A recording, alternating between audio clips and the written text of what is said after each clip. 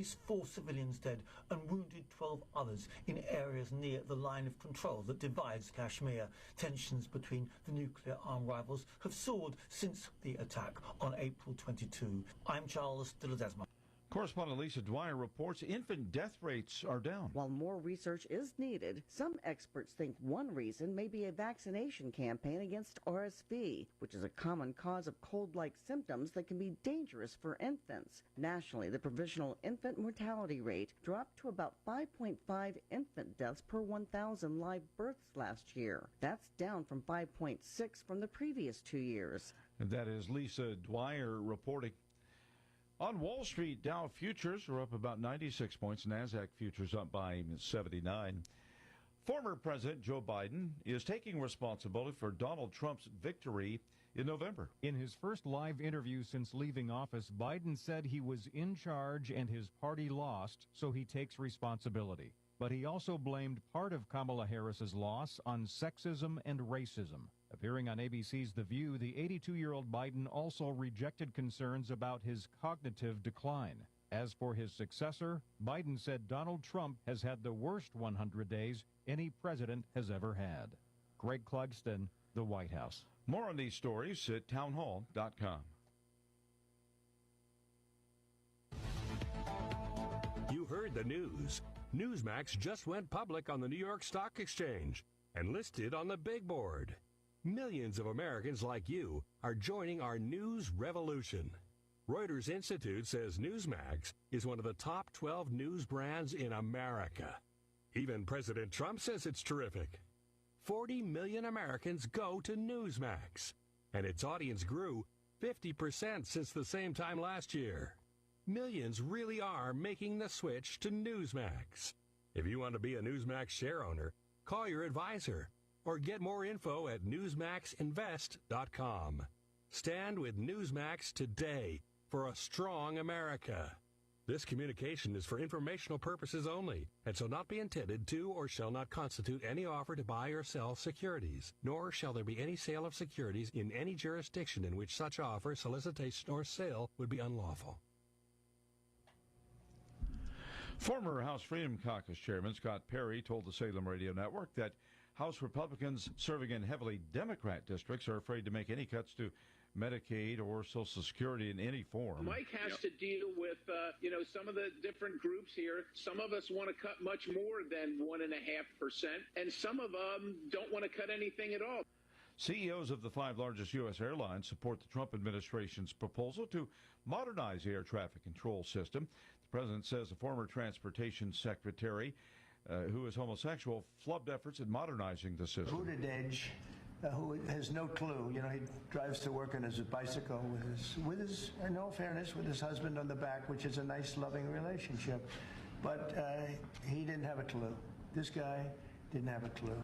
And the administration will be requesting tens of billions of dollars to upgrade air traffic control.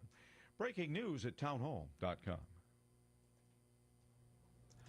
The Turkish government has blocked the social media account of Istanbul's jailed opposition mayor. Ekrem İmamoğlu may be in jail, but he's far from silent. He's been rallying his supporters in Turkey via social media, with regular messages posted with the help of his lawyers. But the authorities here have now blocked his account.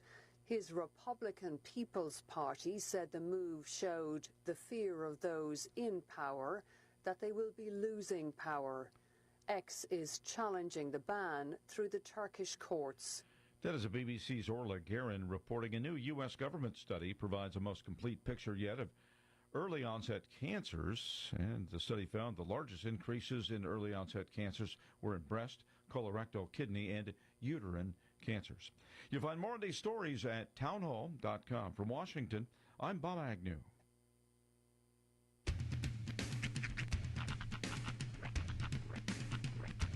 What in the wide, wide world of sports is going on here? I promise you, whatever scum did this, not one man in this force will rest for 1 minute until he's behind bars. Now let's grab a bite to eat. Yeah, come on. I feel the hot wind on my shoulder and the touch of a world that is older. I hit the switch and check the number. I leave it on and then I slump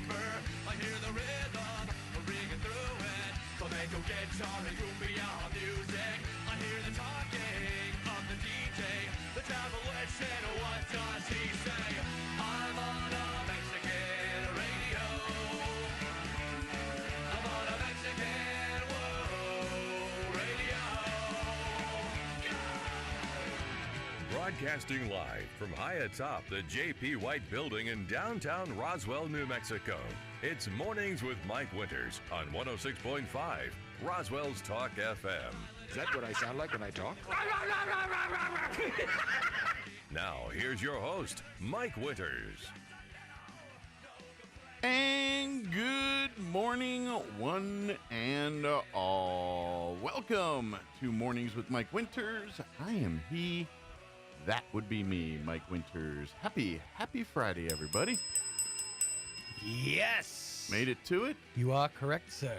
Had a nice little rain last night. Yeah, it was very nice. I had to run out real quick to make sure all my windows were rolled up and forgot to throw my hoodie on. So it was one of those, every time a drop hit my back, I was like, ooh, ooh, ah. That's cold. That's cold. Right on the spinal column. Gave me all the tingling. But, yeah, I got a little rain last night. And based on what I'm seeing today, no talk of rain for a bit. No speak of rain. Just sun. A couple nice days today, and then it gets warm next week. But, yeah, good there. Of course, we got a busy weekend, busy day going on here today. Yeah, you're slammed. Oh, yeah, morning show. We got a full slate of stuff for you here today. But I do want to remind folks that we do have Goddard Rocket baseball playoff action for you beginning this afternoon. The Goddard Rockets are a 12th seed in the state tournament here. They are going to be traveling to Los Alamos to take on the 5 seed, the Los Alamos Hilltoppers. It's a best-of-3 series in the first round of the state playoffs. After that, if they win the best-of-3, then they go tournament style in Albuquerque next week. Right. And hopefully end game is a blue trophy there. But the first round is a best-of-3. So game 1 of this best-of-3 will take place at 4:30 this afternoon. It is baseball playoffs. We do not have video permissions for that broadcast, so it'll be audio only on the video channel, and we will have radio coverage right here on KEND beginning at 4:30 p.m. here. Yes. About 4, actually probably pregame about 4:10 or so here. And then game 2 will take place tomorrow morning at 10 a.m. Right. We also will have that right here for you on the radio and audio only, KSVPTV.com and the Coyote channel. And if necessary, not Coyote channel, the Rocket channel, my apologies. And then if necessary, game 2 will take place immediately after game 1. We will have that, again, on the radio and on KSVPTV.com. Yes. So we got that. But, yes, we do have a full slate for you today. This hour, we're going to have first Captain Mike Evans with the Salvation Army join us. Of course, tomorrow is the second Saturday. That's their breakfast time at the Salvation Army, so we'll talk about that with them, get an update. Also this hour, Pastor Jim Ridgway is going to join us with the gig. They've got a 2-night revival happening out here on the Chaves County Courthouse lawn beginning this evening there, so he'll give us all the skinny on that. In the 8 o'clock hour, about 8:15, we're going to have, I believe it'll be Charles Eastlis, undersheriff, maybe sheriff, but Chaves County Sheriff's Department will join us here in the 8 o'clock hour, give us an update on things there. And then in the 9 o'clock hour, joining us in studio will be Representative Teresa Ledger Fernandez, representative representing New Mexico's 3rd Congressional District in Congress. She's going to be joining us here in studio. And tonight they're having a town hall meeting for veterans, and beginning at 5 p.m. Yep. They're asking folks to sign up through her website. There's a link on our Facebook page. They will, once you register, they will tell you where it is. So I don't know yet. You got to register to find that out. Yeah, so we'll talk with her about that, and I think she wants to talk a little bit about the stuff with Musk and Trump and cuts and things like that too. And so we'll have a great discussion with her. Spirited discussion. Yeah, it'll be good. It'll be fun. I'm glad she's able to join us on the radio here this morning. Looking forward to that. So. Plus, we'll have all of our newses of the local national variety, Wall Street business update, and whatever else we can come up with for today's show. Before we do any of that, though, let's get you up to date on the weather. Like I said, pretty nice this weekend. Not going to complain. Wouldn't do it. Wouldn't be prudent. I'm meteorologist Steve Hamilton with your Pecos Valley weather. Our weekend looks nice. Temperatures will stay pretty comfortable. High pressure settling in for a while. Sunshine today. We're in the mid-70s. Well, the overnight hours will be clear with low 50s, warming up a few degrees on Saturday. We'll be in the upper 70s across the whole area. Sunshine and a few clouds. Clear for Saturday night and then sunny, and we're going up to about 80 on Sunday. That's your latest forecast. I'm meteorologist Steve Hamilton. Thank you, Steve. Currently 53 degrees here in Roswell. Humidity is at 83%. Winds currently out of the north at 6 miles per hour. Sunny today. High of 75 expected. Winds will be out of the north, 5 to 10 miles per hour. Tonight, skies will be clear with an overnight low of 50. East winds at around 5 to 10 miles per hour. For you Saturday, sunny tomorrow, 78 the expected high. North winds at around 5 miles per hour. Tomorrow night, mostly clear with an overnight low of 51 degrees. Northeast winds at around 5 miles per hour. For you Sunday, sunny skies, 83 for a high with winds out of the southeast, 5 to 10 miles per hour. Sunday night, clear with an overnight low of 51. And then things do warm up for next week. Mostly sunny and 96 on Monday. Sunny and breezy with a high of 97 on Tuesday. Wednesday, sunny, breezy, and 91. And then 89 and sunny on Thursday of next week. So it looks like it starts out pretty hot Monday and Tuesday. And then maybe it tamps off a little bit as the week's progressing there. But it's going to be a warm one next week, especially compared to this week. All right, it is 7:12. We're going to take a quick 3.5-minute break.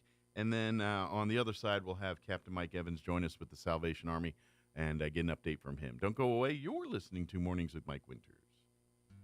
Jesus loves the little children, all the children of the world.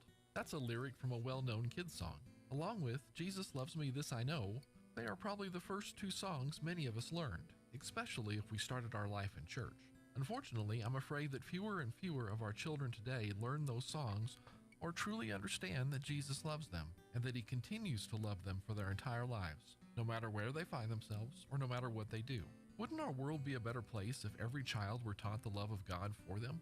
When Jesus was asked what the most important commandment was, he stated that the first was love the Lord your God with all your heart, soul, mind, and strength. And the second is like it, love your neighbor as yourself.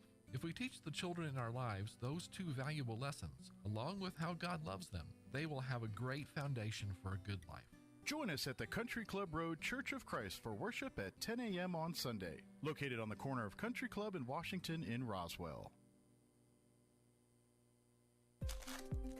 Some wounds need expert care to heal properly. At Artesia General Hospital's Wound Care and Hyperbaric Medicine Center, we use advanced treatments like hyperbaric oxygen therapy to help chronic wounds heal faster. If you or a loved one has a wound that won't heal, call 575-736-8235 today and take the first step toward recovery.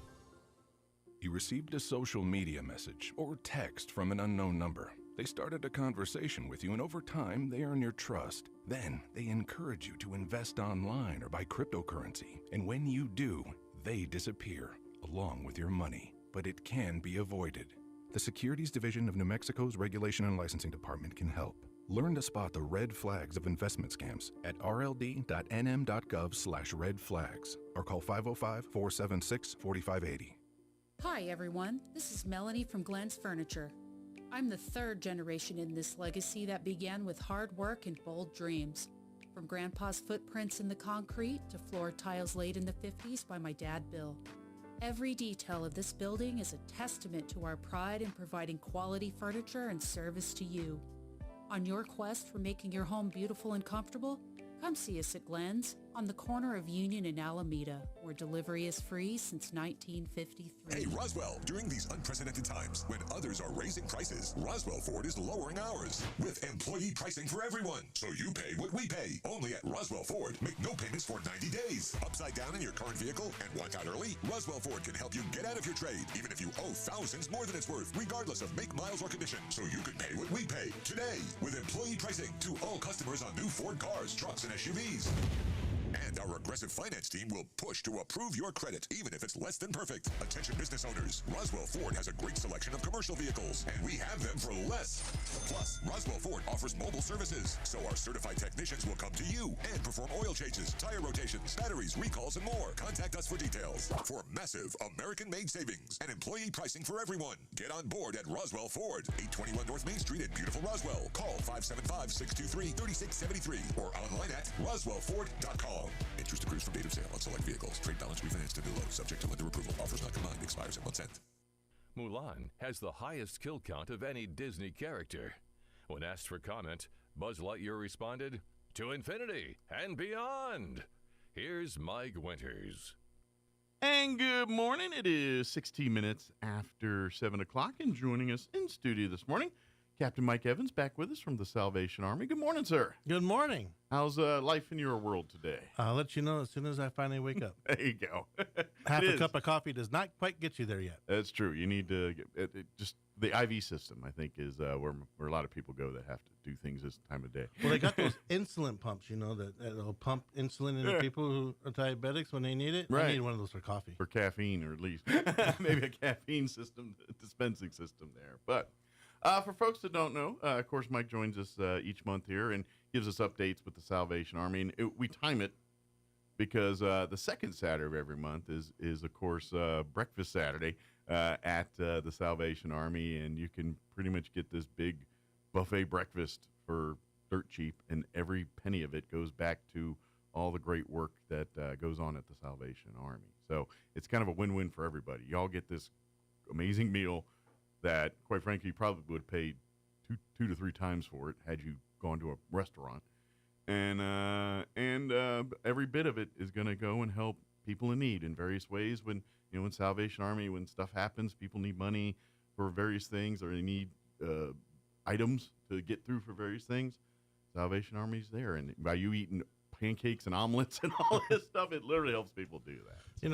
I had family in town a couple weeks ago. We went to eat at IHOP for breakfast. Yeah. And they were like, we want to go to IHOP. Okay, let's go. So we went to IHOP, and it was like $12.99 for their split decision, which is just, pancakes, French toast, some eggs, and bacon and sausage. No hash browns, nothing else. That's it. Right. I ate the plate, and I'm looking at it like, where's the rest of it? Right, I'm kind of hoping a little bit more. I got done eating it all, and I'm like, okay, that was a warm-up. And when you come to our breakfast, it's only $10. Yeah. And, it's got the hash browns. It's got all that stuff. Mm-hmm. Plus, Mark now wants to do toast. So we're buying all kinds of bread today to have toast available. All right. And it's all for $10. And it's like, you can't beat that. Absolutely. And so it's really great. So obviously families are all on a budget too. And it's a great way to feed you and your family very affordably. And at the same time, you're giving back to the community doing it. It's really a win-win. So please mark it on your calendars, put it in your phone, however you remember things. Mark the second Saturday of every month as breakfast at the Salvation Army. Just kind of put that as a standing order for you. Yeah, and now I actually got us the Square system, so it's not cash only now. Okay. You can come and use your card. So excellent. So you don't have to stop by the ATM or whatever on the way either. You can do it all right there. You can scratch that off as your excuse of why you can't come. Well, sorry, I don't have any cash. You don't need it. So I tell my kids all the time, I need money. Oh, sorry, I don't got any cash. That's right. Well, it is a world where rarely, we do. And I was bad about it prior to that world. I barely just, I was just not that guy. I didn't carry, I knew people that always seemed to have stacks of cash. And I don't know, I grew up in a place, I'm like, you're like one mugging away from not having any more cash. I'm just keeping, I'll just keep it in the bank. But yeah, so that's a great way to do that. But please, tomorrow is the next one. And like I said, just mark it on your calendars. It'll be the second Saturday. What time do you actually start serving in the morning? 7, and you wrap up about 11 o'clock. Somewhere around 11. Good deal. So come over if you like to sleep in. You catch the 9 o'clock crowd or 10. But you're bright and early, 7 a.m. They open the doors. Just follow the smell of the eggs and the bacon and all that. Oh, yeah. But you do have some other events here that we want to put on people's radar, and some changes to that, too, on some of those with dates and things, too. But another, for all you golfers out there, if you want to keep helping the Salvation Army after you're done breakfast, bust out your clubs and let's go whack a golf ball around for a little bit, too. Yes, on August, it was going to be the 16th, Saturday the 16th. But unfortunately, due to conflicts at the facility, we had to push it back to the 23rd. So it's just pushed back 1 week. Gives me another week to make it even more exciting for everybody that takes part. Sure. And it's for a good cause. It helps not only the feeding program, but all the programs we run. You know, and right now we're on pace to break over $3 million in assistance to people here in eastern New Mexico, predominantly right here in Roswell. Excellent. For the fiscal year. So this will really help, by filling up the teams and being sponsors and doing all the things. You're really funding really the financial side, the part where if people need money to pay light bills, things like that. This funds that for the next year pretty much for you guys. Oh, yeah. Yeah.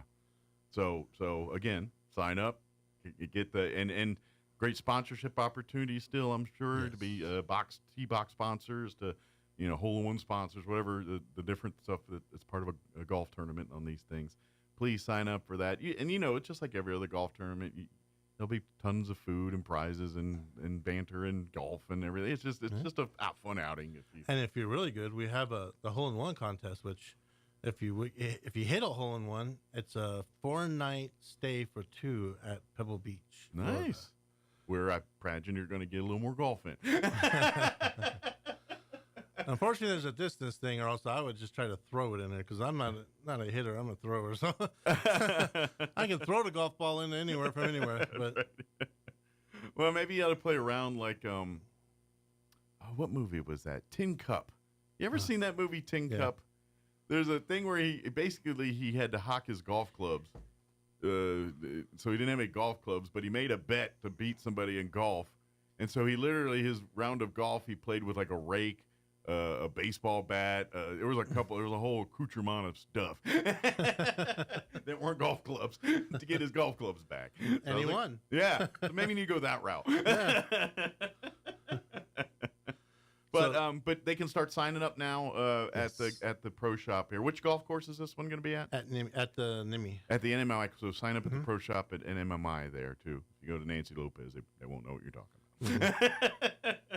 And that's the good thing about this for you guys, because generally speaking, when it's a golf tournament, I'm sure your staff and yourself, you don't have a lot of knowledge in planning golf tournaments and scrambles and planning on all that. The pro shop takes care of all that from the sign up. So that's why you can go there and literally sign your team up and all that. But if you would like to be a sponsor or something bigger than that, then call Mike and the Salvation Army direct, and we'll get you on that. But you can literally sign up your teams at the pro shop there that way, because they're the ones that, and if you don't have a team and you're individual, sign up and they'll usually pair you with other people, and so you'll meet you'll have your own trio out there when you go. I've met some interesting people going to tournaments and signing up by myself and getting paired up. Yeah. So if you don't have 2 friends, no worries. They'll find you 2.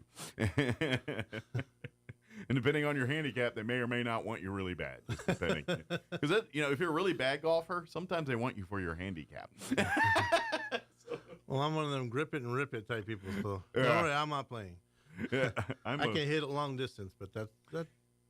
I'm one of those guys that has I'll go to the driving range, and I'm a lefty, so I will have to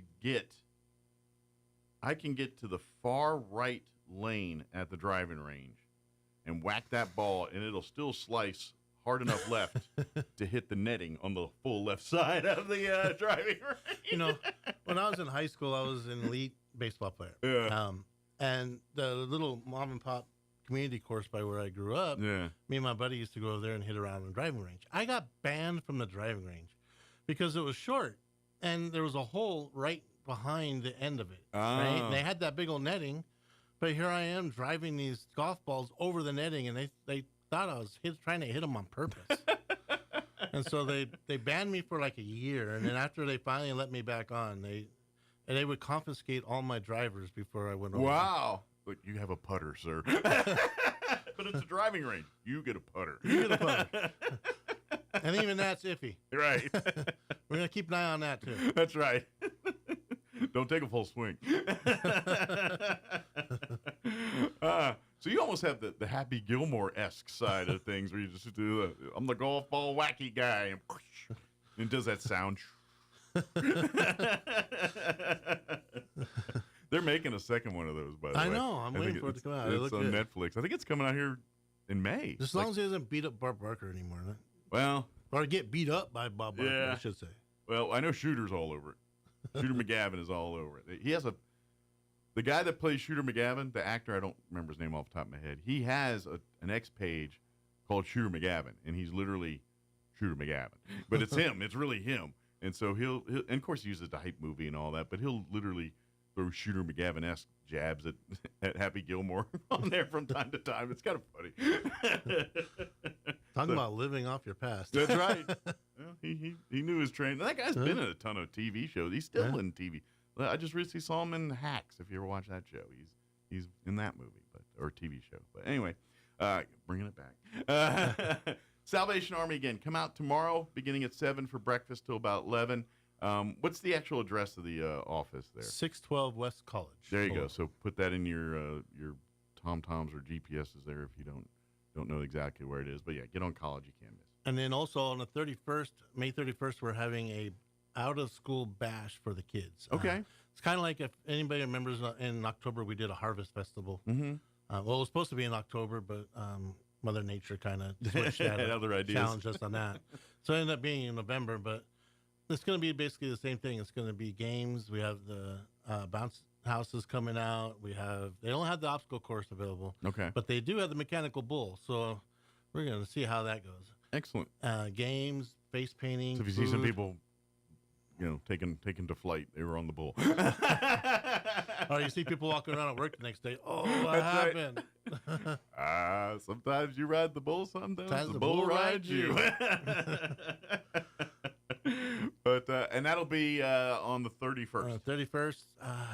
They believe it's from 2 to 5 or 1 to 4 in the afternoon. Okay, and you're doing that at the Salvation Army office, or on the same address, the 612 West College, just in the back parking lot that we have there. Yeah, so come on down and follow the fun and bring the kids. I imagine in kind of all, from whatever kindergarten to 12th grade or whatever. There, come on. And we have some recording artists, Christian recording artists showing up. Oh, great! So do music and everything else too. Mm-hmm.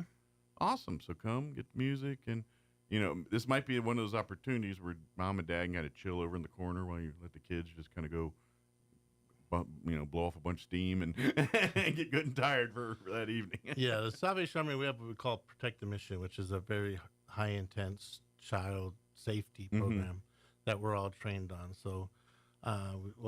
Everything will be PTM protected so that the kids there's no danger to any of the kids. So you literally let her sit down, chill, turn them loose, let them have fun, and maybe you guys connect for a minute while they're running around playing. I know marriages, I know how that works when you got kids. Sometimes you take the moments when you got them. Now, don't just drop them off and leave them with us, because they might end up coming home with a puppy and That's espresso. true. As I say, we're going to load you up. But, come out with them, and then maybe you sit at a table over there and let them, enjoy the games and the fun and, catch them when they fly off the bull there. Or then you have somebody to help you walk away from the bull when you fall off. That's right. When Dad says, "Let me show you how it's done," and that's not how. But we all do it at some point. Dad, that's not in the manual. Yeah. I got this. I don't need no manual. Manuals are for losers. And then they get the manual. That's what you said about the TV stand, and you end up with extra parts. That's right. No, it doesn't stand. It's a TV lay. That's right. But and then real quick before we kind of wrap things up here too, if folks, if you want to volunteer, if you want to get more involved at these events, if you're in need, don't hesitate to reach out to the Salvation Army. Come by the office. If you're in need of things, let them talk to them, let them see what they can do for you. And if you'd like to get involved, I'm sure they can find lots of places to help out. The Salvation Army, you guys are kind of the, yes, you have specific things you do, but you're also like the utility people of things in need. Like if there's something happens and all of a sudden there's a certain need that a bunch of people need, all of a sudden, guess who's trying to fill that void? Salvation. That's what we try to do every community that we're in. Yeah. We look to see what's the missing element, what is needed that's not being taken care of. Absolutely. And then we try to fill in that spot. Absolutely. That's kind of what they do. So if you'd like to be more involved with that, I don't think you need to sign up for service in the Salvation Army, but you can be a volunteer. Especially at our food bank. We do over 700 food boxes a month. So it needs a lot of hands.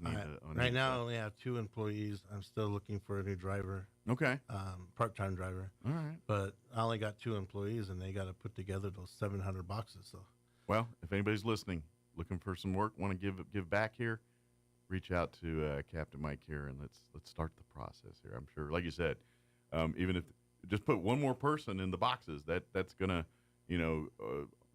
almost double the speed of getting things done there. It's going to, you know what I mean? 2 more, it definitely will double. You're helping your neighbor 2 blocks over who doesn't have food to feed their family. Exactly.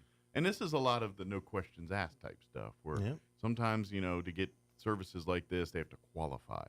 And you guys fill that void for the people that don't qualify, but they hardly are what you would call in food comfortable situations. To qualify, all you got to do is tell us that you qualify, and there you go. There you go. Exactly. You hungry? Come on down. That's kind of it. And then, of course, tomorrow, $10. Come out and enjoy a big breakfast, 7 to about 11 or so, every second Saturday of the month at the Salvation Army. Mark it on your calendars and make that as your breakfast date each and every month there. And then, of course, don't forget the golf tournament here in August. Sign up now. You can, if you want to be a sponsor or a bigger part of the event, reach out to Mike here directly. If you want to sign up your teams or get involved as a golfer, you can do so right at the NMMI golf course here. And then finally, don't forget May 31st is our Schools Out Big Bash that's happening here at the Salvation Army.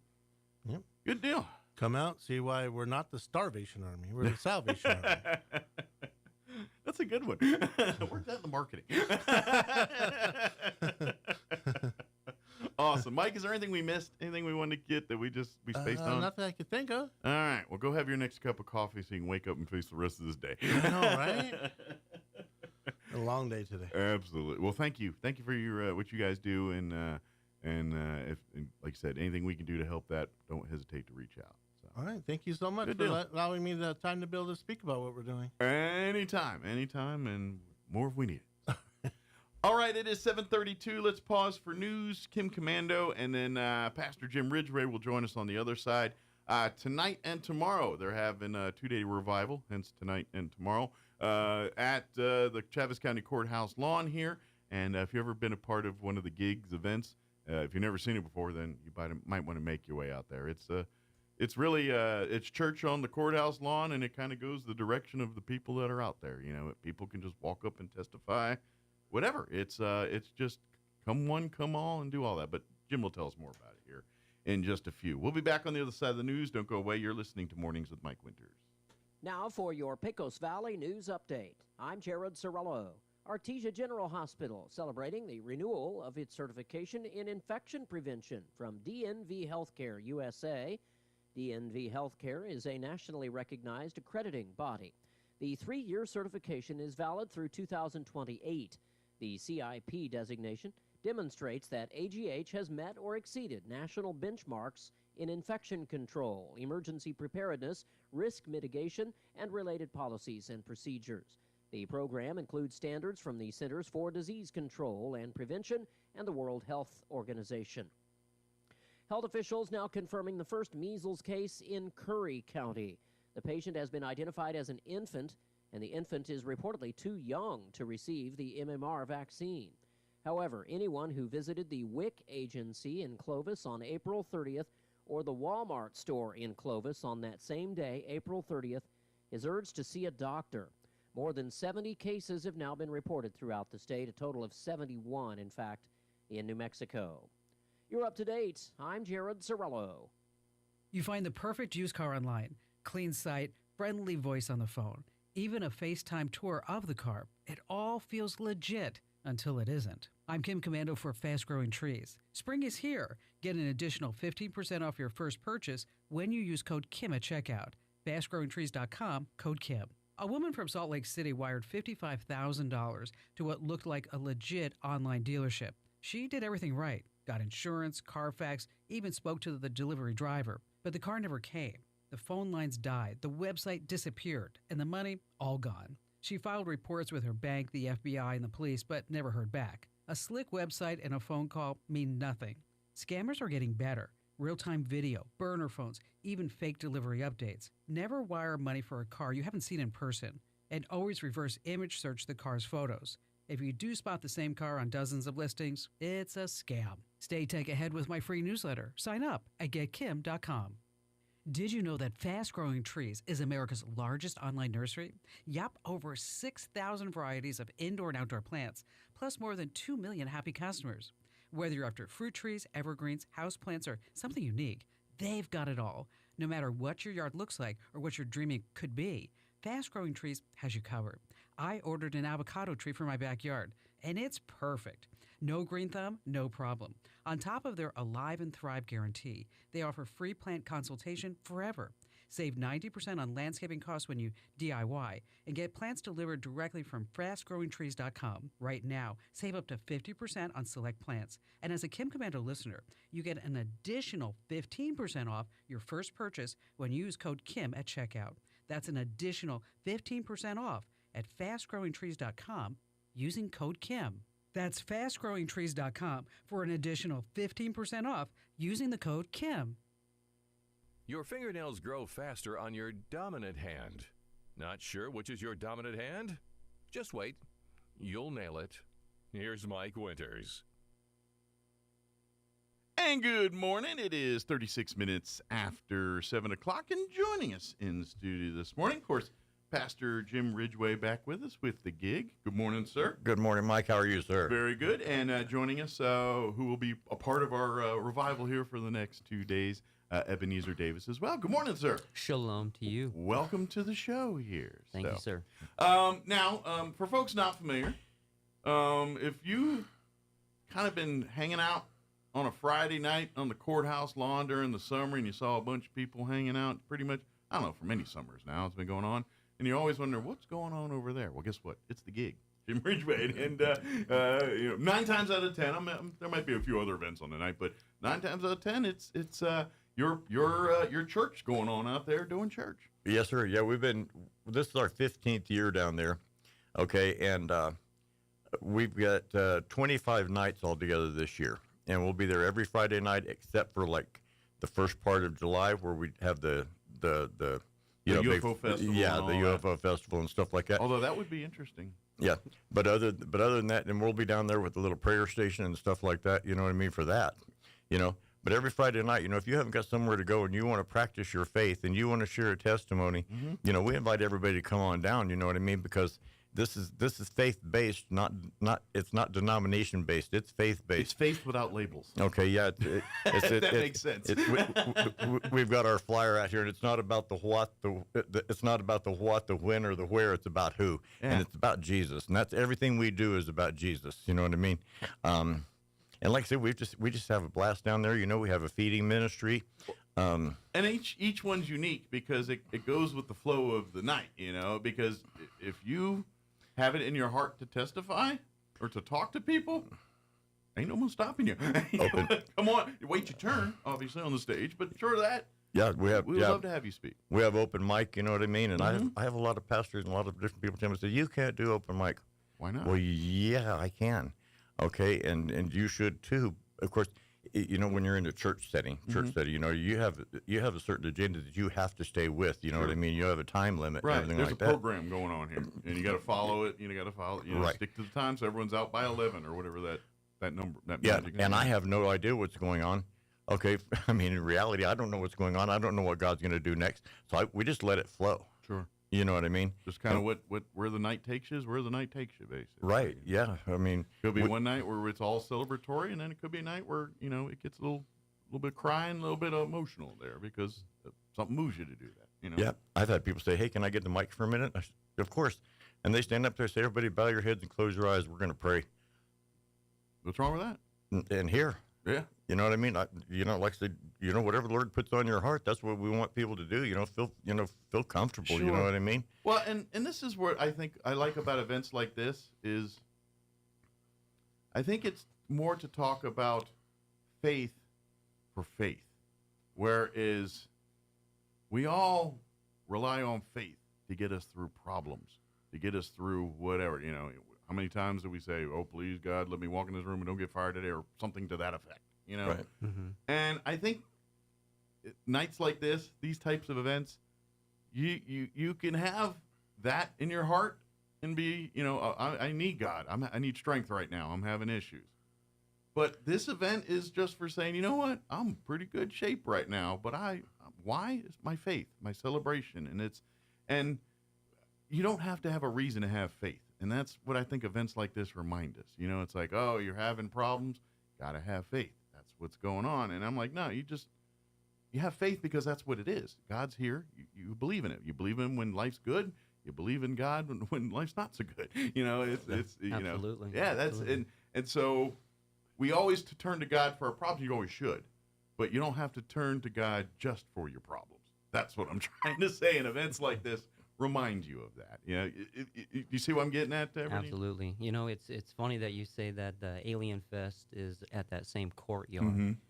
Last year, that's exactly where I met Jim. Okay. I was handing out flyers of John chapter 8, where Jesus says that he's from above and not from below. So I was handing out flyers of the real alien that they should get to know. And that's where I met Jim. And I was so eager to give a testimony. And when he invited me to the gig, I did show up, and it felt, like a revive in my heart. And so that's what I love about the gig is you get to testify of what Jesus has done in your life. Sure. Well, and it's, and I'm not trying to get into things, but, church can start classifying people. Oh, you go to this church, a certain establishment and community or something like that, or you go to this church, oh, that's for the whatevers of the society, And I'm like, what the gig is if you've got a heartbeat, and you happen to be standing here at the moment, come to church. You know what I mean? Yeah. Like there is no labels, there's no classes, there's no. It's just people with heartbeats, breathing, and brains, and love in their hearts, and they're just wanting to they're finding their piece of love in this world. That's what they're doing. Mike, on any given night, on any given Friday night, we have Baptists, we have Pentecost, we have Catholics, we have Methodists. Not too many Jehovah's Witnesses, like none. But come on down. But they're welcome. But everybody's welcome. You know what I mean? And I go to different churches every Sunday. You know what I mean? I just do. Sure. All right. And I ask people, you guys don't have a service on Wednesday night. This church is having a service on Wednesday night. Yeah, but we can't. Well, it's God. You're celebrating God. Get everything intertwined. You know what I mean? It's all about Jesus. It's all about God. You know what I mean? Your church, you know what I mean? Your denomination, okay, is the least of it. We need trying to teach people how to have a relationship with God.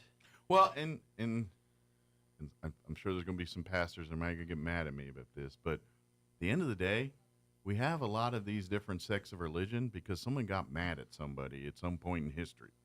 Oh, I'm tired of you. Why do you think there's 3 Baptist church and 2 Baptist, the second Baptist? It's because they got mad at the first Baptist church and someone started the second Baptist church.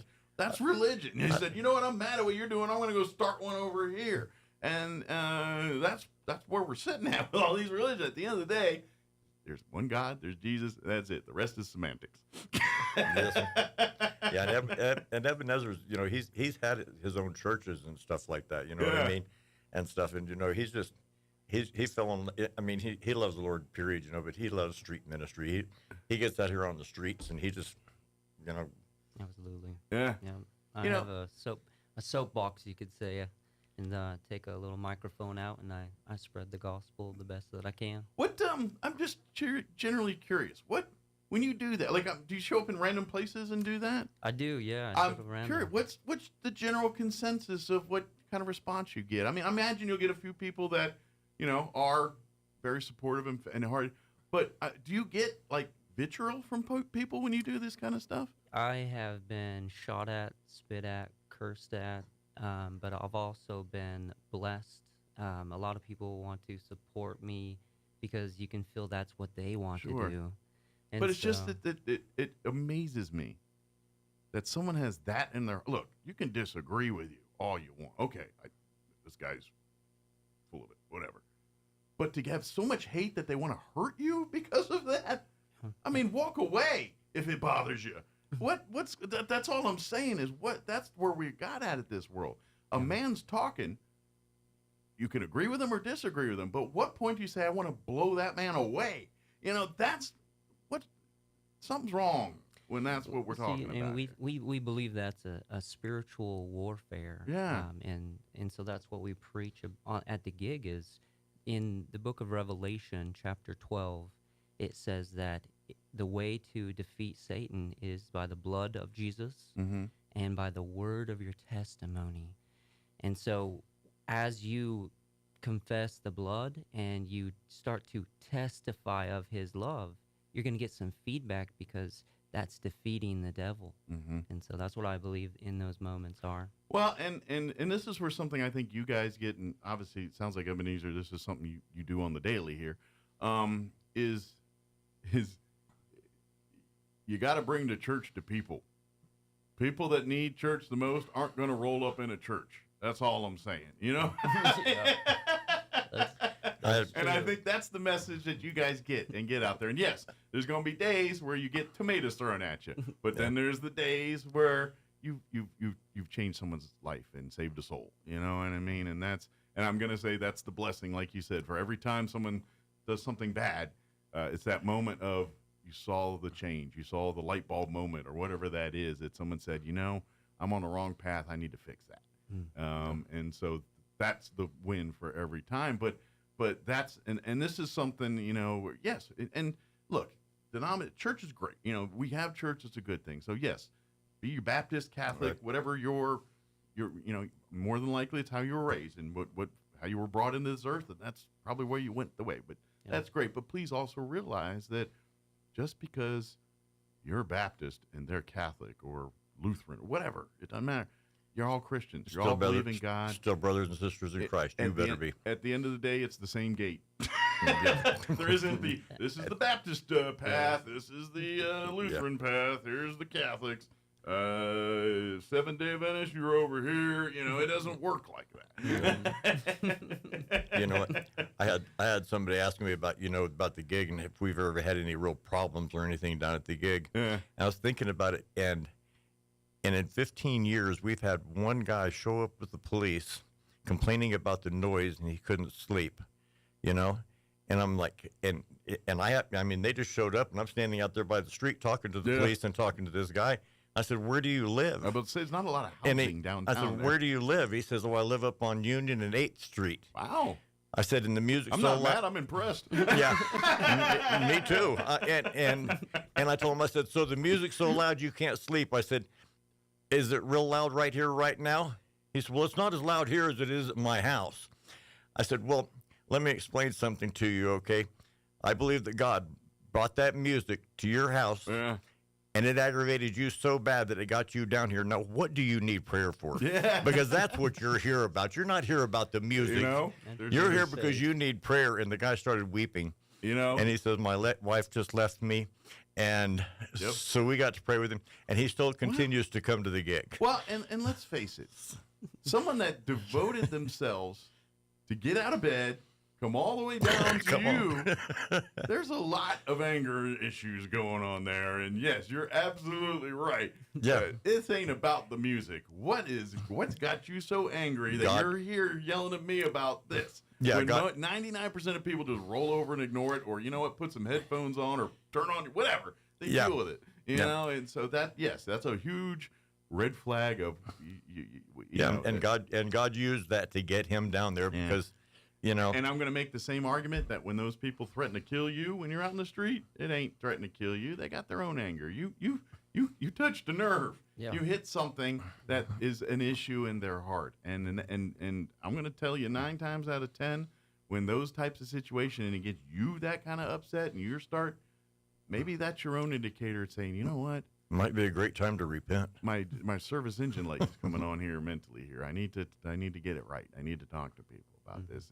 And that's the beauty of faith it's the same thing when you talk about folks dealing with dependency issues and stuff. There's a reason why faith-based programs have much higher success rates than a non-faith-based program. And it's because at the end of the day, those non-faith-based, they'll get you off the physical addiction. They'll they'll get you off that, but they don't fill the hole that you were trying to fill with the drug or whatever vice that you were attached to. That's deep. Faith fills that hole, puts the heart back, fills the heart. It gives you a reason, gives you a path, shows you why what you were doing, and that's, so I mean, and I'm not trying to tell people things, but if you're dealing with addiction issues and stuff, you need to be talking to the people with faith-based stuff. I guarantee you, they have much, because you're really filling that addiction, that void, and you're taking that away, and you're filling it with God, with Spirit, with and you know what? Sometimes they get extreme on it, and you see folks that they're doing, and that's good. That's good because that's part of the process. You know, when you're an addictive nature process, you've got to do it. There's a certain way your brain is just working that way. So your brain's working that way already. Let's do it for good stuff. Absolutely. Talking about that, I used to be a drunk and a drug addict. Okay, and I mean, you get exactly what I'm talking about. Full blown, yeah. And a lot of people say, well, you've just traded one addiction for another.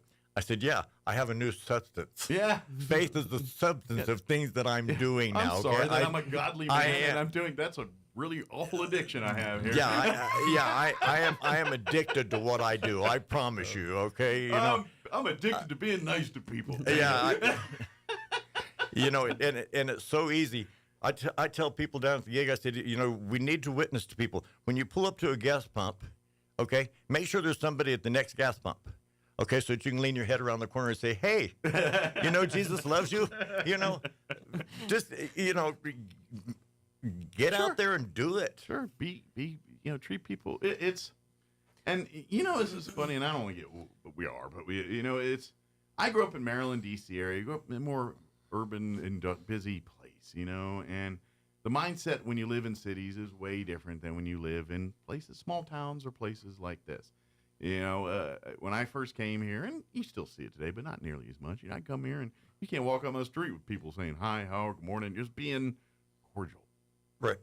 That's foreign to me. I grew up in the D.C. area. You mind your business. You keep your head down. If you're talking with people like that, odds are you're going to get beat up or arrested because they're going to think you're weird. and so I didn't live in that world, but I'm not going to lie.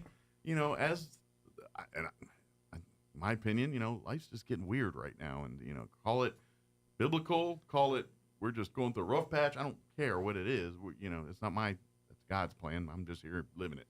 You know what I mean? And yes, sir. When it's that time, and I'm not worrying about that kind of stuff. But while I'm here, it's just like you said. You're talking about, say hi, say, it's okay to be cordial. It's okay to say good morning. It's and I know younger people have a disconnect with because of technology and things, but it's not weird to say good morning to people or actually have a conversation or, and actually I saw something on like the TikTok stuff or something, and people are kind of talking about it like it's weird. And I'm like, I don't know. I think this might be a good lesson I guess there was a trend where Gen Z aged people were randomly going, like if you'll see an older person hanging out, having lunch somewhere at a place, they'll literally kind of just hang out with them and talk to them and kind of, be human. Now, be careful with that because some people may not want that, but you know what I mean? Yeah. I'm glad to see that younger people are like doing those kind of things because that's what, they grew up in the generation behind a keyboard and they everything is and I'm sorry, you can't be a human and not interact with other humans face to face and living. You got to have that in your world. Doing it through your phone or your tablet or computer, that works conveniently, but that's not a relationship. Yeah, absolutely. And that's what this is all about. Let's develop a relationship with God and with one another. Absolutely. You know what I mean? Because until you do, and that's just it. And to be honest, events like this, like I said, it'll be tomorrow night, 7 p.m., and then we're doing it all day Saturday too. This is you bring people together, like you said.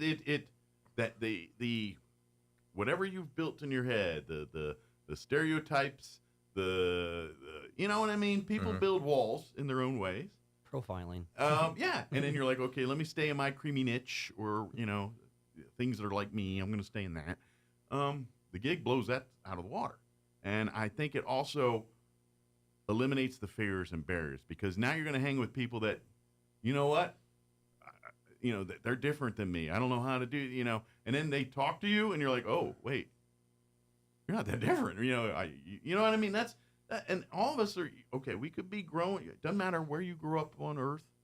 Doesn't matter what your culture, religion, color you are. Does not matter. We all want the same thing. Yeah, we all might say, okay, I believe we should go this way and you believe we should go this way. But we all want?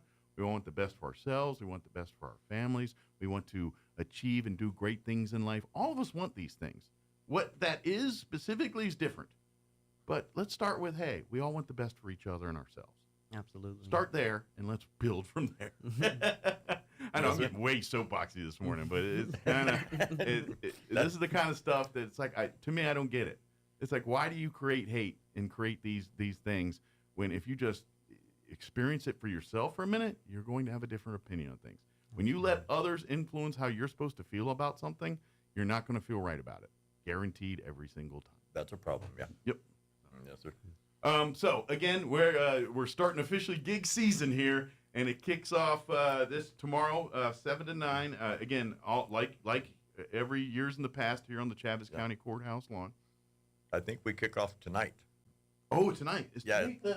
Today's Friday, isn't it? Today is Friday. I had a minute of Thursday. I was thinking tomorrow was Friday. So, yes, Friday and Saturday. I'm sorry. Yeah, in my head for a minute, I'm thinking I was Thursday. I was like, oh, it's Friday and Saturday. Tomorrow and Saturday. That's my fault. I thought today was Thursday for a minute. But, yes, it'll be tonight beginning at 7, and then tomorrow out there as well on Saturday. Come, like I said, if you want to make donations, if you want to do it, by all means. But there is no requirement, no pre-registration, no cost. No, all we need is you there. That's it. And bring your family, bring your friends with you if you'd like. That would be an amazing thing, too. Yes, sir. Hallelujah. And come for, it'll be, and I'm going to say you'll probably have, but no guarantee. I mean, there's probably going to be music. There's going to be, it's just, it literally is what comes that night and what happens. And you could get a full concert out there. Or it could be just a night of testimony and prayer, or it could be silence for half of it. Who knows? It's just what the Spirit kind of brings that night. Well, we always start out with we've got some hot dogs, some chips, some pastries, some drinks, and so stuff you will like get that. fed. Come on out and grab some food. Yeah. You're going to be fed food so that you don't feel like that hunger pain and you have to go somewhere else. Okay, you've eaten, here. And the cool thing about it, and the gig, most people don't understand what it stands for. That's the God-inspired gathering. Yes. Okay, I was inspired by God to start doing this, reaching out and stuff, and that's out of my comfort zone, kind of, sort of, you know what I mean? Not anymore so much, but, sure. You know what I mean? But we want the people to come and feel comfortable. And I tell people, come on down. You may see somebody that you haven't seen in years and years and years that you need to. You may even run into somebody that owes you money. Mm. You're not going to get it, but that's not the point. You know what I mean? You know what I mean? You'll run into some old friends and stuff like that. And people forget to forgive. And I've had people down there at the used to, that guy did me wrong. I said, when? 20 years ago. And you haven't forgiven him? No. Well, walk over there and forgive him right now. The more grudges you hold like that, the more it's dragging you down more than it is. I'm not strong enough to hold resentment. I don't have it in me. The hard way myself too, and I'm like, man, I was angry about that, and once you let that go, you start feeling better and mentally, and it's like, no, that when we hold grudges, we're killing ourselves just as much as we're holding this angst towards that other person. Yeah, this guy did me wrong 10 years ago. Yeah. He died 6 years ago. Okay, let it go. Time to move on. Time to grow and to get a hold of Jesus and the love of Christ. Yeah. Man. I believe God puts these things in our lives for a reason. We're supposed to learn and grow for them, become better people for them. Life is going to be hard. God's plan is not your plan. Your relatives will not live forever. Things will happen that shouldn't happen. That's life. But God gives us the tools if you just listen. Come on now. Yep. Free counseling down at the gig. Absolutely. So come on out. Ready, Mike. You can come on down there and preach because you know you want to. I tried to. I got to babysit baseball the next 2 days here, so I'll be right here listening to baseball. So. But please come on down and come for the first time tonight, and hopefully, if you catch it now you got a whole summer because you're getting in basically the pregame or the opening show for the season. Man, I'm going to tell you, Well, Mike, we do appreciate the time over here and stuff. And your attitude about it is always great with me. I appreciate you so much. Anytime. Love the work you guys are doing, and keep making our community better. Appreciate it. So. All right, bro. Sir. All right, you listen to 106.5 Roswell's Talk FM, KEND, Roswell, New Mexico. News in progress. Trump is sounding upbeat about the upcoming talks in Switzerland. I think we're going to have a good weekend with China. I think they have a lot to gain. And he believes the discussions can be a win-win. I think it's going to be very good for both countries. The president has imposed a 145% tariff on China, leading to a trade confrontation between the world's two largest economies.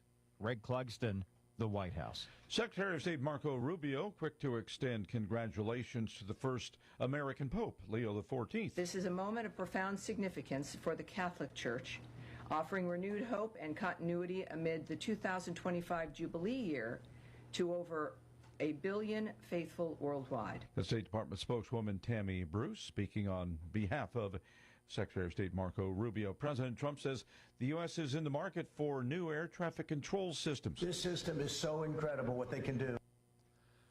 And the president is seeking upgrades after a number of air traffic-related accidents this year. Transgender troops now being moved out of the military after a Supreme Court decision this week. The Pentagon will immediately begin moving as many as 1,000 openly identifying transgender service members out of the military and give others 30 days to self-identify. The Defense Department will begin going through medical records to identify others who have not come forward. Those whose medical records show that they have been diagnosed with gender dysphoria, who show symptoms or are being treated, will then be involuntarily forced out of the service. The new rule only allows for a very few limited exceptions on a case-by-case basis. I'm Lisa Dwyer. More at townhall.com.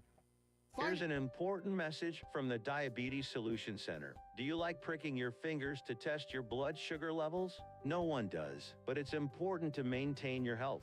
And now, by wearing a small remote device called a continuous glucose monitor, or CGM, you don't need to prick your fingers anymore. It's easy to use and helps you make more accurate diabetes treatment decisions. If you are testing your blood sugar 3 or more times daily, injecting insulin, or using an insulin pump, call the Diabetes Solution Center right now. And if you have Medicare or most major insurance coverage, you may be able to get a new CGM at little to no out-of-pocket cost. Shipping is free, and we'll even bill your insurance company for you. If you are testing your blood sugar 3 or more times daily, injecting insulin, or using an insulin pump, call the Diabetes Solution Center right now to learn how to end the painful finger sticks and get your own continuous glucose monitor, or CGM, at little to no out-of-pocket cost. House Ways and Means Committee Chairman Jason Smith set to meet today with President Trump with the tax portion of the GOP mega bill at risk of coming apart. Congressman Smith said he'll have to inform President Trump that the tax portion of the mega bill has been limited by the GOP's inability to build support for deep spending cuts. That means Republicans will likely have to leave out some of Mr. Trump's tax priorities. The White House meeting will come a day after Speaker Mike Johnson privately told Republicans that they would only be able to pay for $4 trillion in tax cuts versus the $4.5 trillion they previously had been targeting to enact the president's sprawling tax demands. Smith explained Mr. Trump's latest request for the tax bill to the Ways and Means Republicans in a Thursday morning meeting. Bernie Bennett, Washington. Commercial fishermen are eager to see if President Trump's command to shed many federal fishing regulations will boost one of this country's oldest industries. The nation is currently running a $20 billion seafood trade deficit. Breaking news and analysis at townhall.com. Ukraine has arrested 2 people on suspicion of spying for Hungary. The security service of Ukraine says the 2 suspects, both former members of the Ukrainian military, had been detained and faced charges of treason, which is punishable by life imprisonment. It's the first time in Ukraine's history that a Hungarian espionage operation had been discovered, the statement adds. The activities of the suspected spies were focused on the Zakarpattia region of western Ukraine, which borders Hungary and is home to a sizable Hungarian ethnic minority. I'm Charles de Ledesma. Indian and Pakistani soldiers have exchanged heavy volleys of shells and gunfire across their frontier in Kashmir, leaving at least 5 civilians dead in a growing military standoff between the 2 nuclear powers. Police in Pakistan say an unusually intense night of artillery exchanges left at least 4 civilians dead there. More of these stories at townhall.com.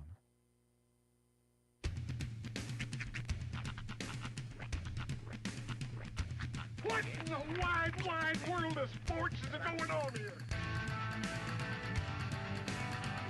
I promise you, whatever scum did this, not one man on this force will rest for 1 minute until he's behind bars. Now let's grab a bite to eat. Yeah, come on. I feel the hot wind on my shoulder and the touch of a world that is older. I hit the switch and check the number. I leave it on and then I slumber. I hear the rhythm ringing through it. Flamenco guitar and cumbia music. I hear the talking of the DJ. The travel and what does he say? I'm on a Mexican radio. I'm on a Mexican world radio.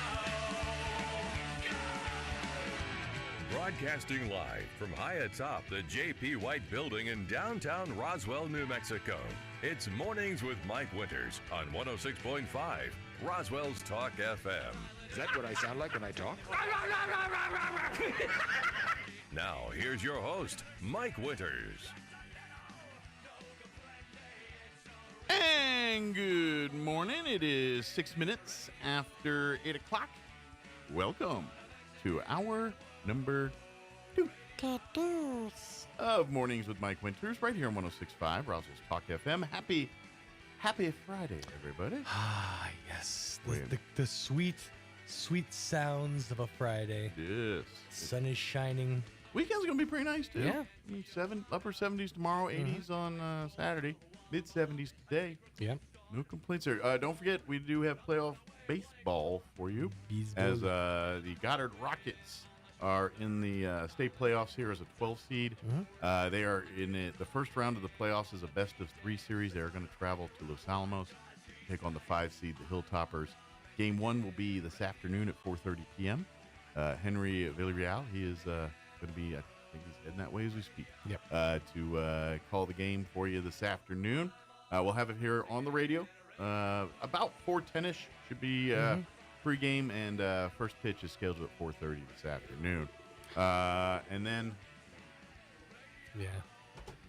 sorry about that. I can't call. Can't take that phone call. I'm busy. And then they will play game 2 of the best-of-3 tomorrow morning at 10 a.m. Again, we'll have that right here for you on Roswell's Talk FM and all that good stuff. If necessary, that the game 3 will happen right after game 2.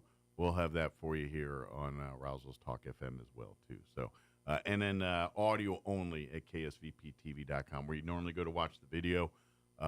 That would be audio only there. So, but we'll have those games for you. Again, game 1 today at 4:30, game 2 tomorrow morning at 10 a.m., game 3 right after that if necessary. And winner will go on to the tournament style in Albuquerque beginning next week. So, but they got to get through that here too. And I was talking with a coach for the interview there, and they have a young team this year, but they they're down some players than before, but they're getting into the playoffs and really getting some experience in that kind of stuff too. So should be exciting matchup. I put it this way: Goddard is, and I kind of talked with him and the coach.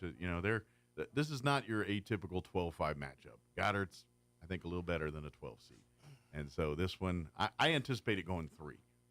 That's my guess, but we'll see. We'll find out. We got to play the games. Game 1 today. Yeah, it will be definitely an interesting set of games. All good on the phone there? Yeah, it was getting ready for next hour? For next hour, yes. Perfect. Very good. Yeah, sorry. Take that call No right now. worries. Jocelyn's she's been running around because she got another call from, I'm assuming, our guest this hour and got pulled away, so that's why the phone got transferred. Okay. So is the sheriff's department here? I think, but we're having trouble locating them. Okay. They do blend in with the building. It is they're the things that go on outside this room sometimes, and I'm like, I don't know, and I'm oblivious to most of it. I'm just like, what's going on? Sometimes I just honestly want to just like walk by in different costumes just to see what the reaction would be. Have wait for like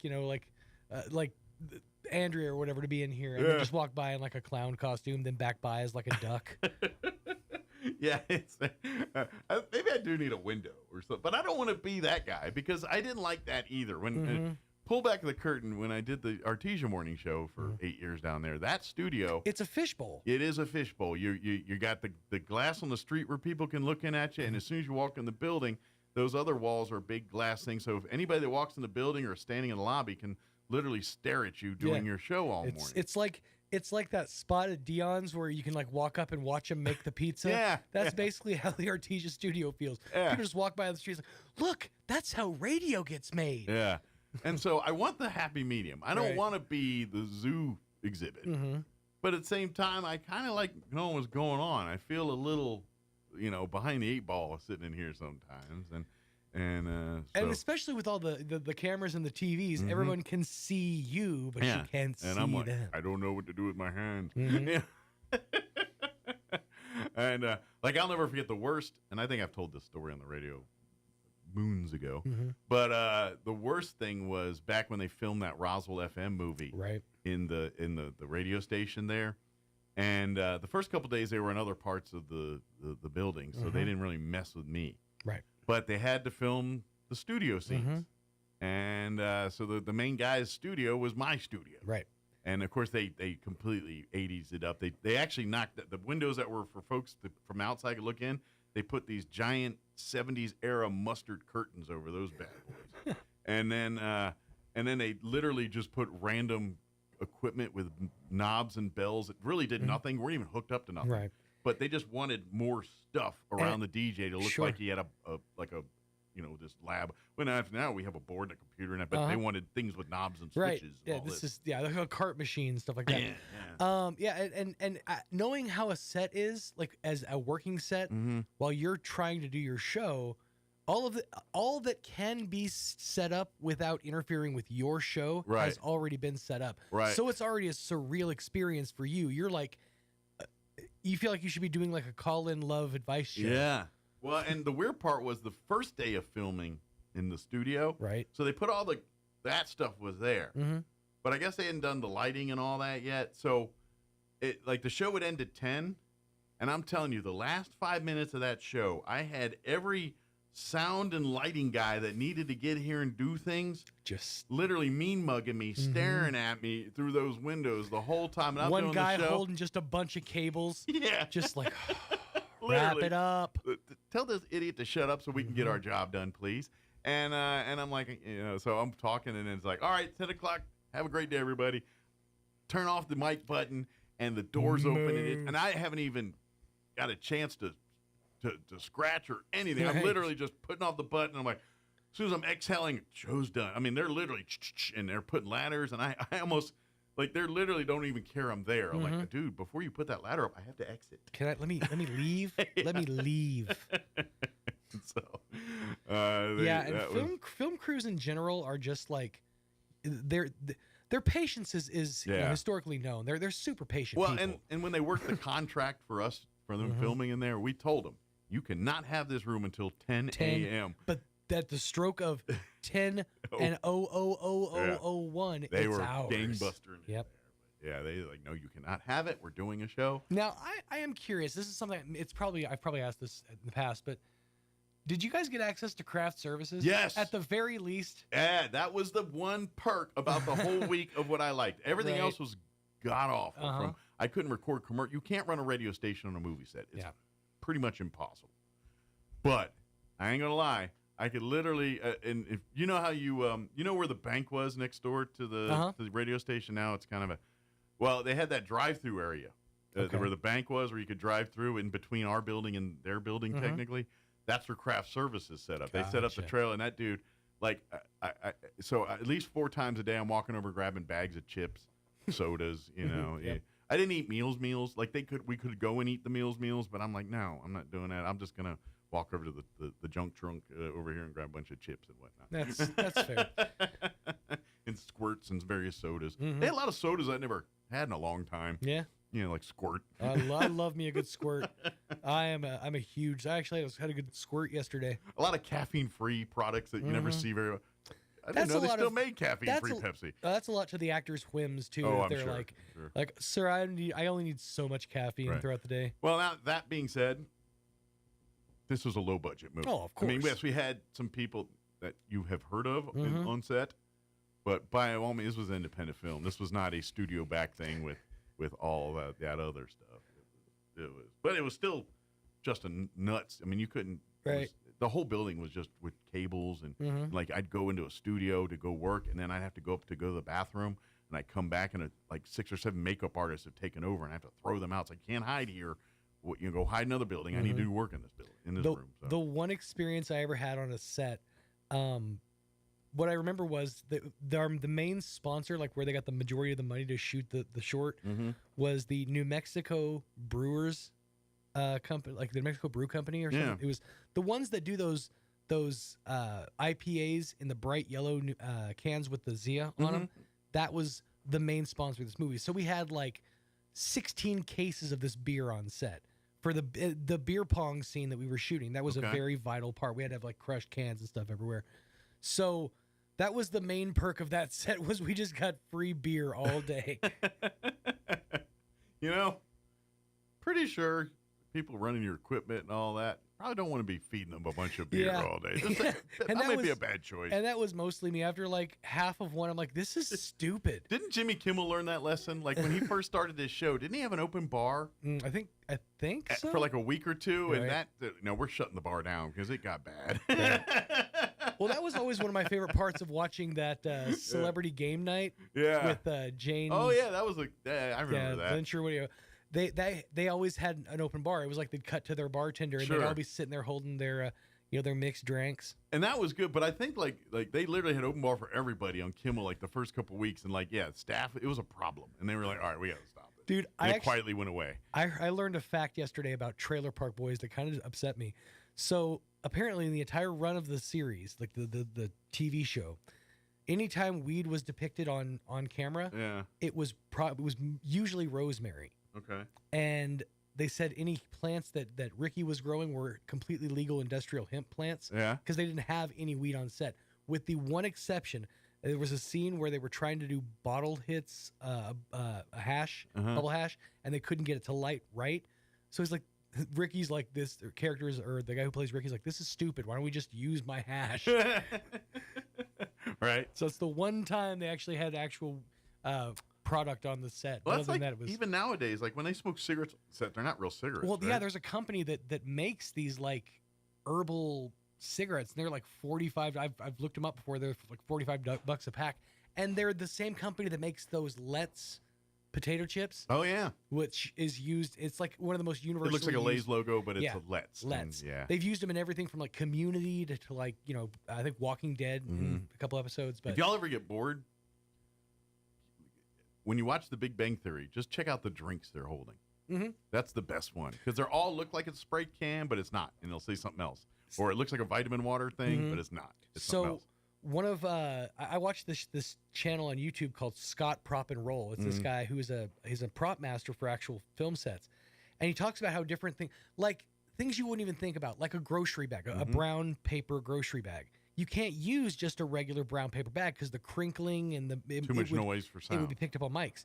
So they actually have these like vinyl bags that are made to look exactly like a brown grocery bag, no sheen on them or anything, and they make no sound. Nice. Stuff like that. But one of the things that he loves doing is his whole family involved is they do masking, where they'll get like a product and they'll put like a green over the eye of a Sprite so it looks like it says spit, and that's the product they'll be using on set. And that's how Big Bang Theory, when you know their drinks and everything, it'll be they'll move it. It'll be like just enough to where it's like, but you're like, that's the Sprite logo minus the whatever they did in it. And it's that one's one of all those things that you know what though, if I remember right, if you watch Seinfeld, because I always looked at these things, his cereals were legit cereals. Really? Like when you looked at his cereal on his thing, I'm pretty sure I remember those are the actual. I feel like there was probably some masking to where they probably used like actual But I remember looking at the card and I was like, "That's Life cereal or that's Chex or whatever that is." I remember Seinfeld and I was like, "Oh my gosh, those are actual cereals." I'm gonna go back and look, and if they're sure this is gonna be called Liff, Liff. And I could be. It's been a minute since I paid it, but I seem to remember back in the day focusing on that and noticing, oh, those are actually cereal brands. Let me give you the rundown for this hour of the show. We'll get you up to date with the weather here in just a bit. Someone from the Chaves County Sheriff's Office, I believe, will be here to join us, or is here to join us. Nobody yet. There was a. Oh, there's nobody here yet? Not yet. There was a bevy of activity a few minutes ago, but okay. Nobody here? Nothing ever. Nothing. All right. Well, let's do this. let's chit chat. I don't know. Let's do this. Let's pause for weather. Let's do the weather update and do all that. And you know what? I may have to dig up an interview if we don't hear anything here. And I'll give it another. Well, I'll do the break and I'll do the weather and all that and do a break. If I don't hear nothing, then I'll pick an interview for us to run here. But yes, we are scheduled to have someone from the sheriff's office join us here this hour. Before we do any of that, though, let's get you up to date on the weather. Weather this hour brought to you by Southwest Bearing under new ownership. Custom solutions for your heavy equipment. Hydraulic hoses, hose repair, bearings, seals, sprockets, belts, tools, fluids, and fittings. I'm meteorologist Steve Hamilton with your Pecos Valley weather. Our weekend looks nice. Temperatures will stay pretty comfortable.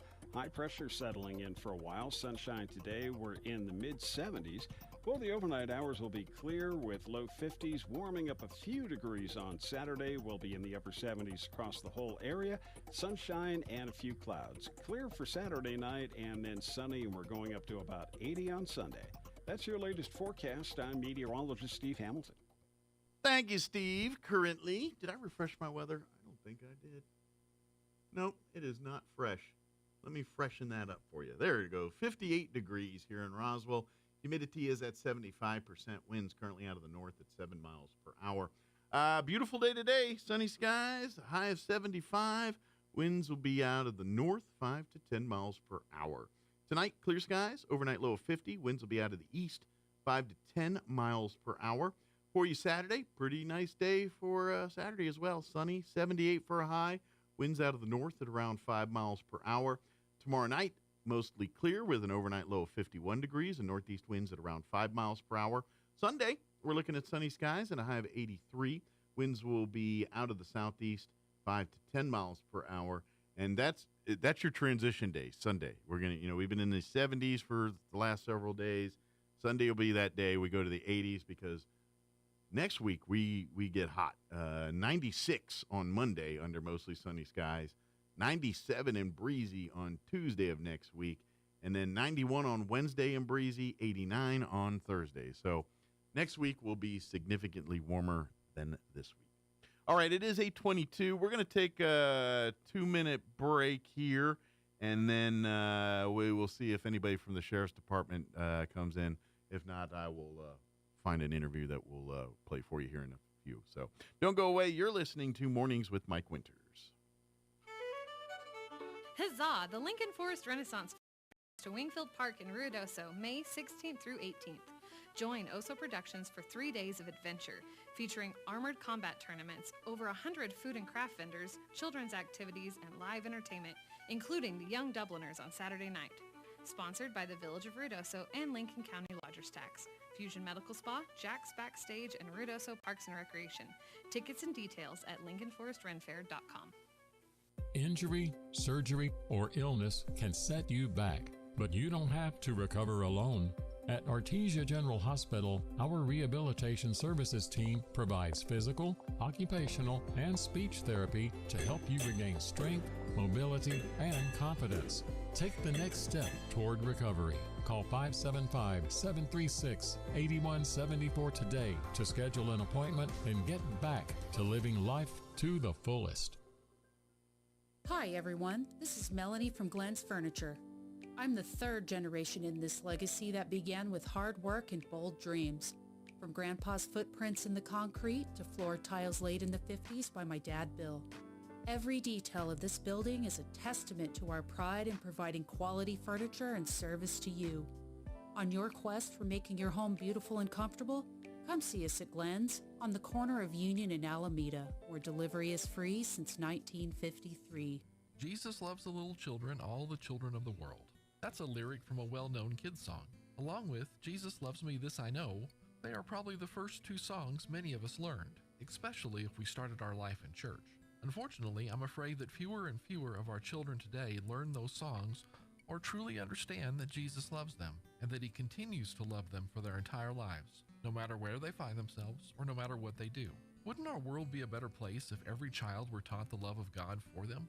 When Jesus was asked what the most important commandment was, he stated that the first was love the Lord your God with all your heart, soul, mind, and strength. And the second is like it, love your neighbor as yourself. If we teach the children in our lives those two valuable lessons, along with how God loves them, they will have a great foundation for a good life. Join us at the Country Club Road Church of Christ for worship at 10 a.m. on Sunday, located on the corner of Country Club and Washington in Roswell.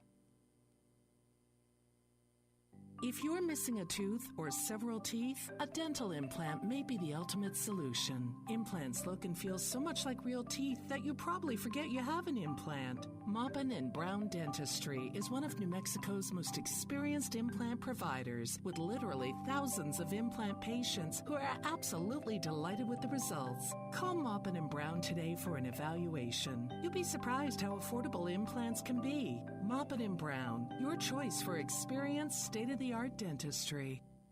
The average American spends 2.5 days a year looking for lost items. We aren't sure how long Europeans and Asians look for lost stuff. We lost the list. Here's Mike Winters. And good morning. It is 25 minutes after 8 o'clock. So we'll give it another minute or two here for the Sheriff's Department and actually give time for Jocelyn to do what she's got to do on her end here as well, too. But if we don't hear from the Sheriff's Department here in a minute, we're going to play our interview I had earlier this week. I believe it was on Wednesday.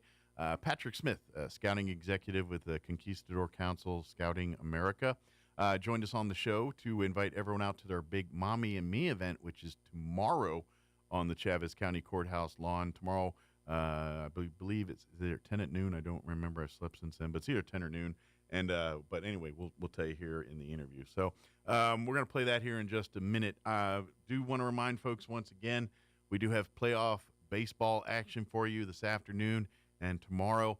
The Goddard Rockets are the 12th seed in the state playoffs here.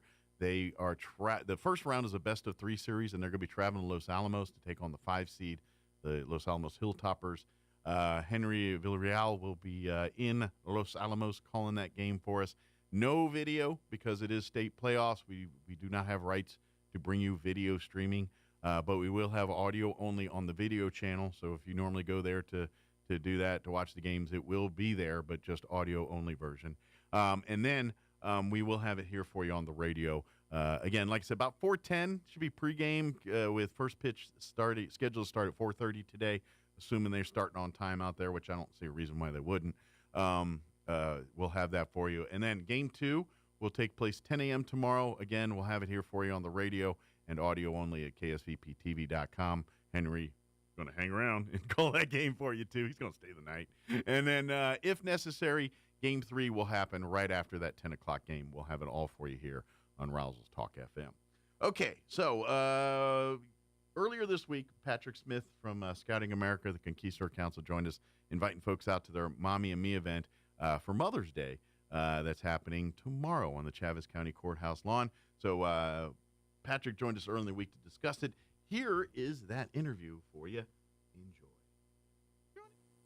And good morning. It is 26 minutes after 9 o'clock. And joining us in the studio this morning from Scouting America, here Conquistador Council, Patrick Smith back with us. Good morning. Yeah, thanks for having me. Always a pleasure to have you guys on in Scouting. Matter of fact, I think tomorrow I'm going to have, because they're going to be talking about putting flags out and stuff Memorial Day. I think we got some scouts coming on tomorrow. Oh, great. I think it's tomorrow. I know it's this week. I think it's tomorrow to talk about that. So, okay. So we've got a lot of scouting talk. There you go. Scout talk here this week here. But before we're putting flags out and everything, this Saturday we want to invite the public to come on out and check out a little scouting fun on the courthouse lawn. Yeah, so this weekend is a very special holiday for everybody who has their moms around. It is Mother's Day. It's Mother's Day, and so we wanted to start an activity and bring this into our kind of operation in the field, is to do a Mom and Me activity. Yeah. Right? So this is going to be a free day, couple of hours over at the courthouse lawn. It's not going to take all day. Yeah, so just come by, stop by, do a couple of crafts. It's free, right? Yeah. It's free, and you don't have to pay because it's free. Yeah, all you a lot of activities sometimes. The only can't cost be that, is so. the cost of the energy to get you to the courthouse That's right. lawn. Show up. Yep.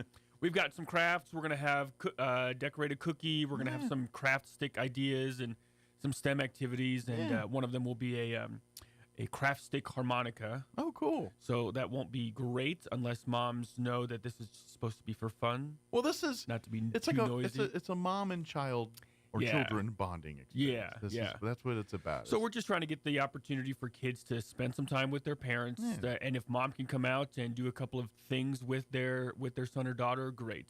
You don't have to be registered in Scouts, although we would love you to be invited to some of our meetings afterwards. Well, if you are interested in scouting, there'll be lots of opportunities to learn more about it at the event. But if you're just looking to have a nice few hours with your kids, that's all it's for. Hopefully we get out before any weather takes us out down the street. I don't know what it looks like this weekend. I think this Saturday you're going to be good. It just says sunny and 78. No talk of winds one way or the other. It'll be a little chilly, cool in the morning, but it'll be... I think this will be pretty nice here. So we're trying it out here in Roswell before we take it out to the rest of our council territory next year, hopefully. And we're just trying to be out and celebrating moms. And so this is an opportunity just to bring your kids. They don't have to be Cub Scout age. They can be older. They could be junior high, adults high school. Technically if you wanted to. Right. I mean, now I'm not going to lie. The activities are more kid-centric. So your 30-year-old son may or may not be into this. But we just want to have some fun and introduce some activities and see families come out there and enjoy themselves. So Absolutely. That's what we're working on. That's what it is. It's just fun out on the basically on the courthouse lawn there. You know, hanging out downtown with your family for a few hours here. And you know what? Dad, you can lurk and hang out. I mean, you know, this is a mom and kids event, but dads, come on down and be a part of the family. Bring your dads too. Come on down. Exactly. They can carry all the stuff you guys make. There you go. And of course, you know, if you do want to learn more about scouting, it's a great program. I've sung the praises of scouting here on this show. I'm a product of scouting, Eagle Scout. I you know, many things I know today, I know because of my time in scouting. Right. So, I sing the praises, but now it's great because, you know, compared to when I was a kid, now anybody can be a scout. You know, now with the inclusion of females into the scouting program, it's legit. It was always a family experience, like even when I was a kid. Right. You know, moms, even back then, it was not uncommon for moms to be scoutmasters and very much part of the leadership of scouting troops. And then by default, usually sisters and stuff, even though technically they didn't have a position or officially involved, they were as much as the troop as anybody else. They just didn't, you know, have a rank or a uniform or anything. So now it really now allows that inclusion too. And so really it's, and because of the addition, you could really start, you know, right in school age. As soon as they're hitting school, they can start in scouting here, and they can continue long after they graduate, you know, till 21. You're still a youth, considered a youth in certain portions of the scouting program. And we've got both of those programs here in Roswell. We've got a venturing crew that meets with NIMI on campus. So those are those older scouts that wanted to do a little bit more leadership and high adventure things. And then we've got an exploring post at the Lovelace Regional Hospital, and they are doing learning about all the things it takes to be in a hospital setting, doctor setting, life-saving settings. So it's kind of with scouting, it grows as the kids grow. Right. And obviously, you know, with the early parts of scouting, they're working on the fundamentals stuff. You know, in Cub and Tigers, you know, they're kind of family building, starting skill building, starting, you know, problem solving, building things. By the time they start entering the scouting part of it, that's when they're starting to learn leadership. They're also starting to learn some of those things you learn about in scouts, like how to use a knife properly, how to tie a knot, how to splice, how to lash, how to do first aid, how to do all these things. And then, you know, after they start getting like 13, 14, 15, they're starting to want to do a little more than just, you know, put bandage on each other and stuff like that. And they're starting to do things themselves, right? Not have to depend on their parents to have to do everything. So that's when they can really start to do things at home, washing some dishes, taking out the trash, and maybe helping with a meal every now and again, right? Yeah. So those types of things they learn on campouts and the patrol method in scouting. And that's where, and this is the beauty of it, because the leadership, generally speaking, of most scouting troops, the youth leadership, they give, I mean, the adults are in the room to keep them from burning the house down, so to speak. But these senior patrol leaders and patrol leaders of each of these troops, they're the ones planning the camping trips. And, oh, by the way, how are we going to fund this bad boy? How are we going to eat? What are we going to do? How are we going to get there? And they're the ones that do all the logistics. So it's really teaching them these adult skills. So when there's that's that kind of middle of scouting. Yeah. And then we get into the venture scouting, exploring and things like that. And that's where they're starting to, you know, have personalize it. Hey, I want to be a nurse. I want to be a doctor. I want to be in law enforcement. I want to be military. Whatever they're, that's where and these are where scouting gets as eclectic as you want it to be based on what your community is. Right. Like, for instance, I grew up Maryland, a lot near the water. We had a lot of what we called Sea Scouts. And these were Sea Explorer posts. They learned to sail. They learned to do. That's not going to have a lot of demand here in the middle of New Mexico. I get that. Not helping your Roswell. But we've had some interest down in Carlsbad. Yeah, they got on the water Pecos down River. there. Yep. So we're trying. But, that's an opportunity that we could build into. And so I'm offering out here, if there's people that maybe you've never been involved with scouting before, but you love your passion, your whatever you're thinking, hey, we're welders. We love to weld and do this thing. Would there be an interest in exploring post on welding? You know what? I bet there would. Oh yeah. Or what else? Maybe it's something else. Maybe it's a business related thing. Maybe you're a small business owner and say, I'd love to, mold and work with kids that have dreams of starting their own small businesses. Maybe we start Explorer Post kind of learning the ins and outs of being a small business owner. The sky's the limit on this type of stuff. There's an Eagle Scout that's out in Ruidoso here in his Eagle a few years ago, and he learned welding at Wahanape Mountain Camp years ago, and he loved it, and that is his life now. That is his deal to do. And all I know is I don't know a lot of broke welders. Just saying. They're usually pretty financially stable individuals. I see a lot of those videos saying, how much do you think you're worth? About $45 and a Big Mac every now and again. No, welders do well. And speaking of Wahanape, for folks that don't know in scouting, and generally speaking, each council across the country, I'm sure there's a few exceptions and things, but they have like a home summer camp, scout camp. Well, for the Conquistador Council, it is Camp Wahanape, which is in the beautiful mountains up there in places where there's no internet and stuff. We do have somewhere some internet, but generally speaking, and so it's a camp. I mean, how long has that camp been around? It's forever, right? So we are celebrating 100 years as a council this year. Gotcha. In 2 years, Camp Wahanape Mountain Camp will be celebrating 100 years at Wahanape. So it's almost been as old. So it's bounced around. It started up in our camping program started up at Boy Scout Mountain in Capitan Ruidoso area. Okay. And then it moved up to Wahanape in the Sacramento Mountains years after that. And so in 2 years, we celebrate 100 years in Potato Canyon. Nice. So yeah. So that'll be a big deal. And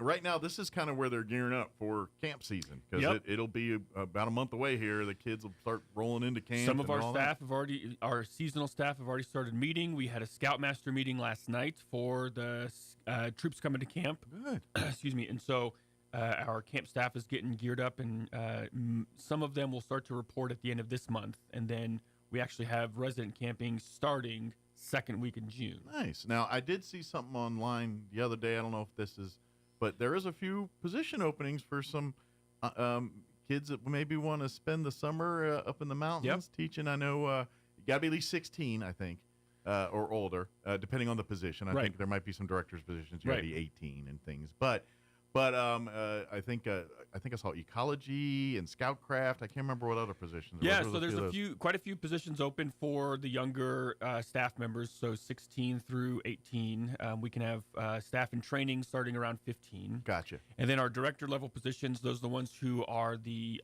top leaders at the program areas. 21, we look to send you to camp school. I think we've got those filled, but.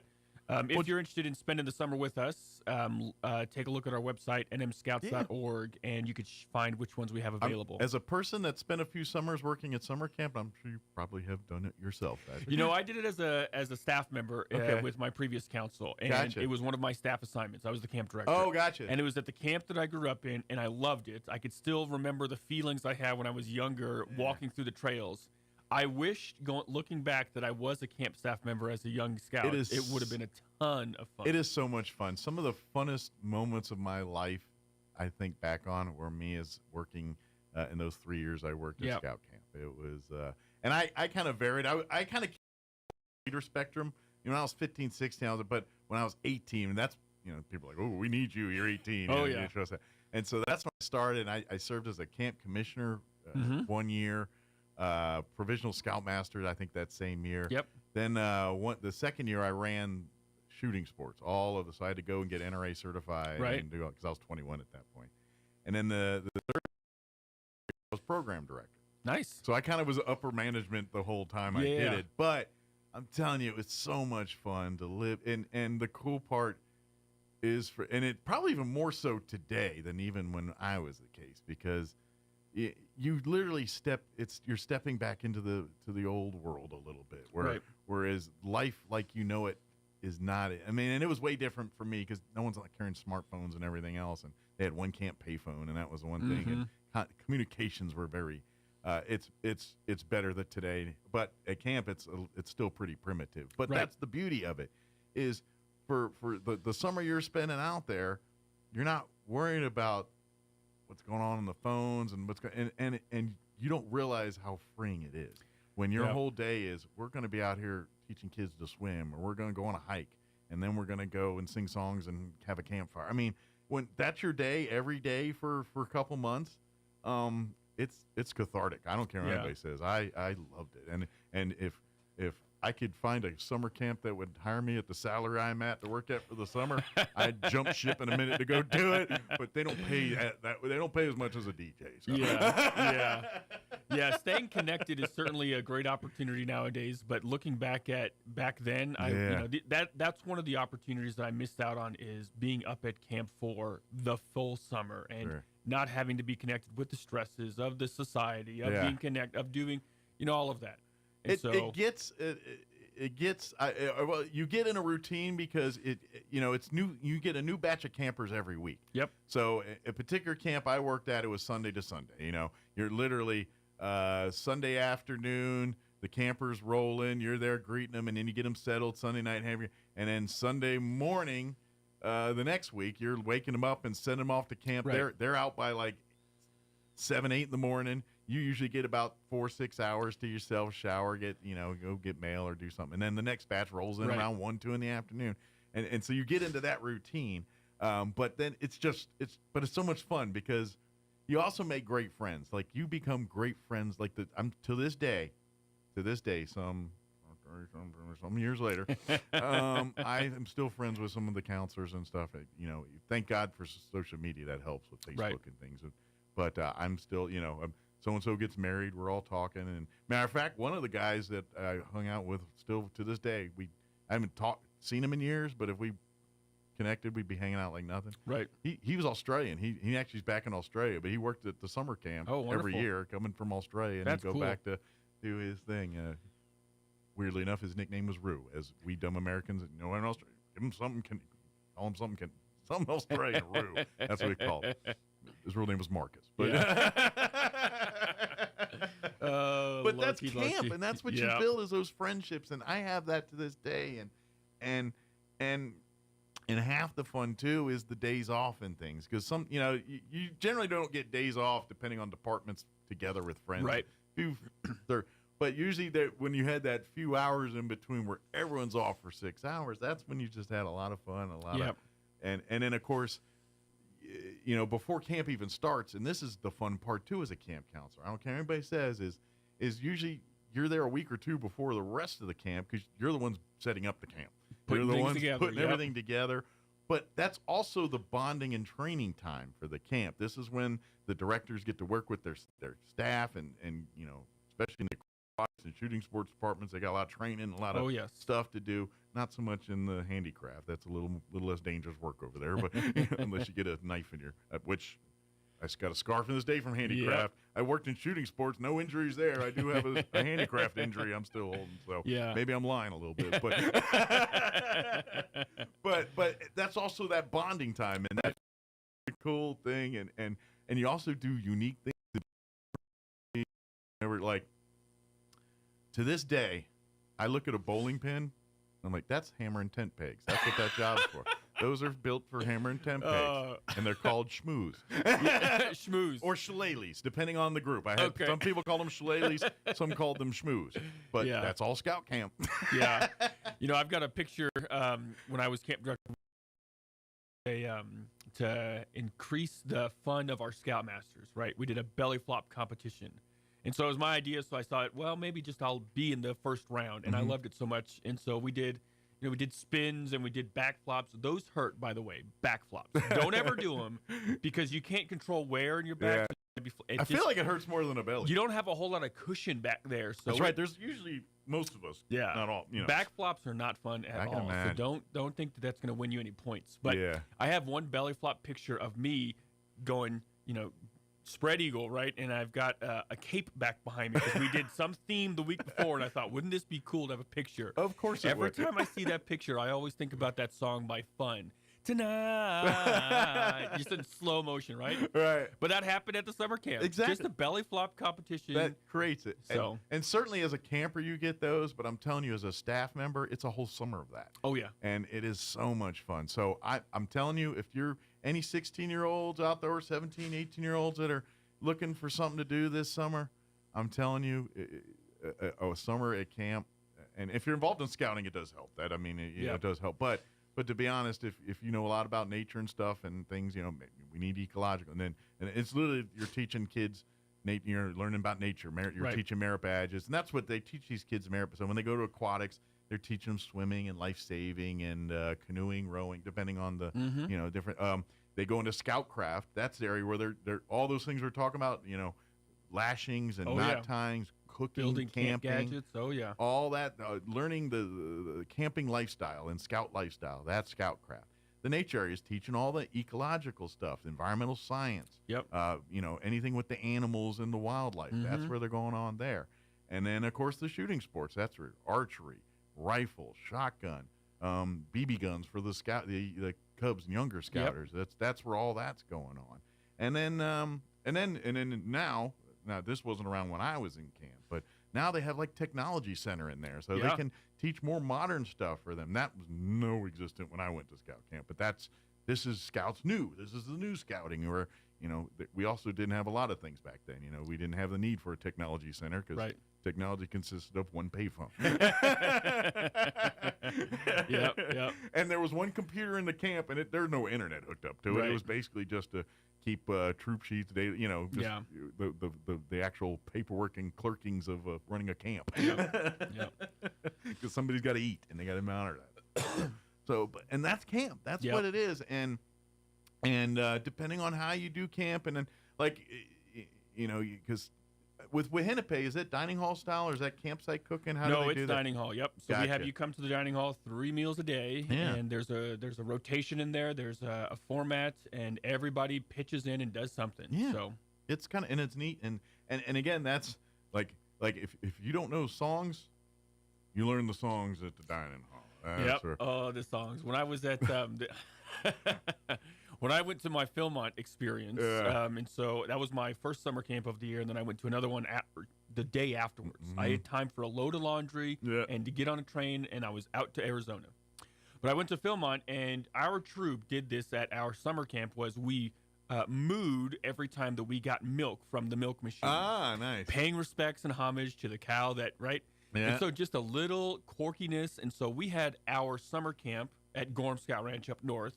Every time someone mooed, the whole camp mooed. They started to moo.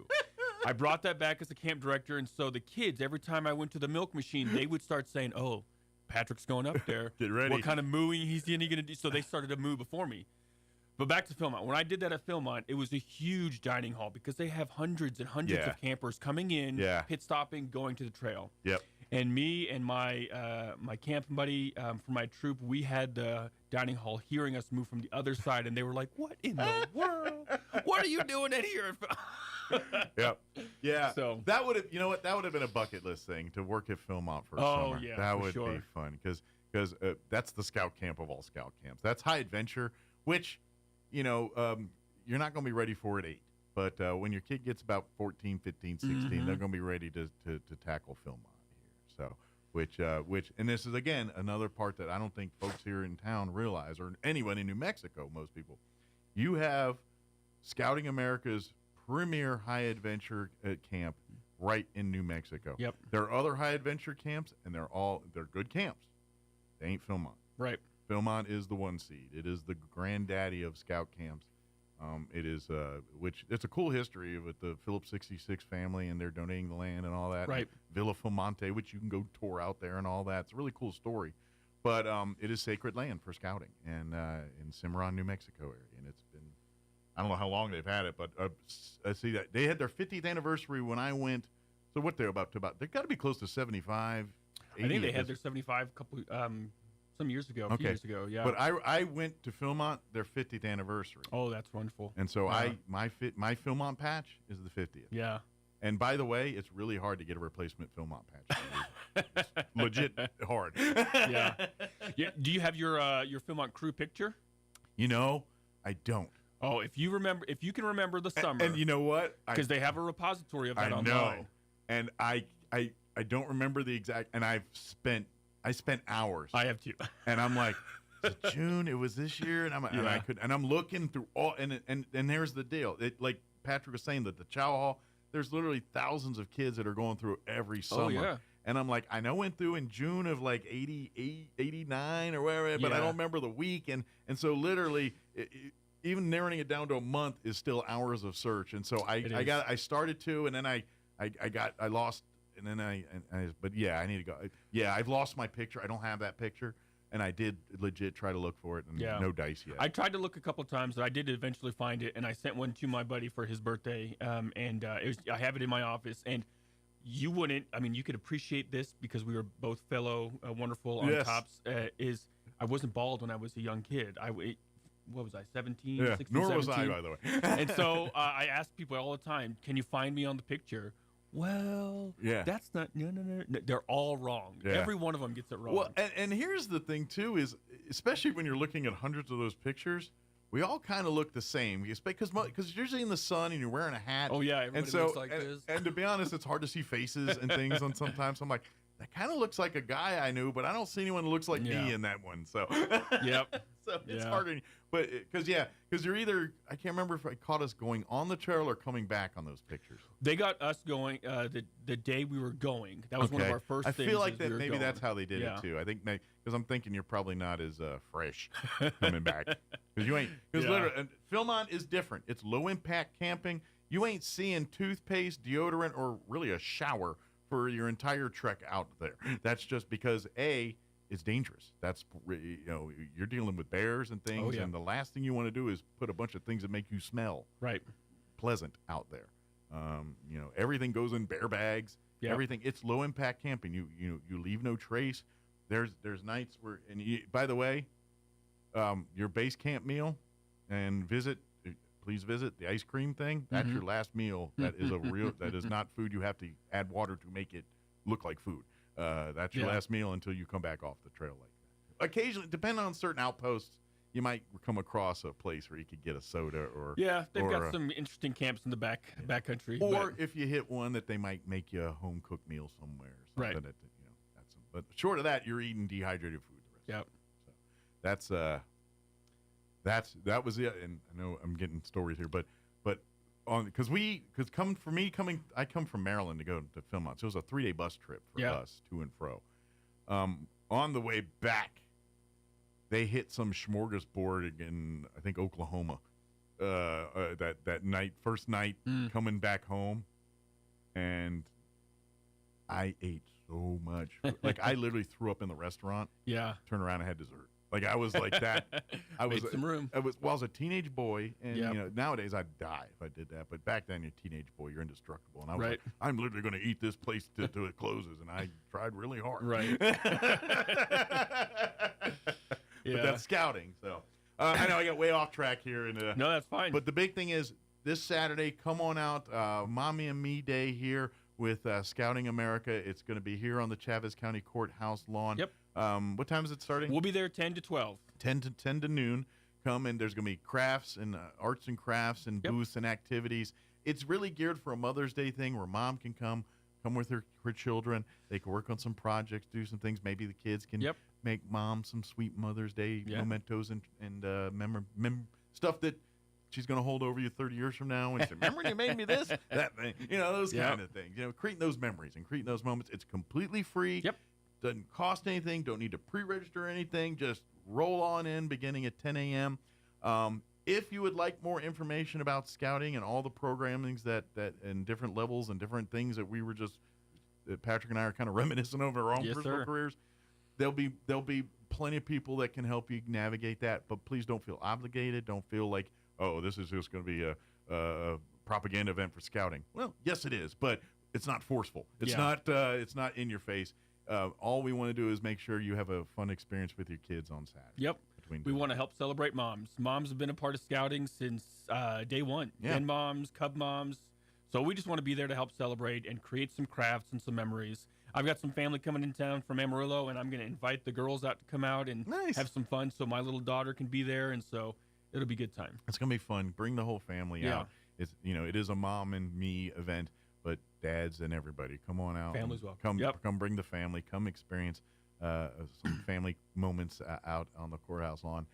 If you have any questions about anything, I always invite you to, if you go on Facebook, I know it's hard to spell, Conquistador Council BSA, I think is on that one.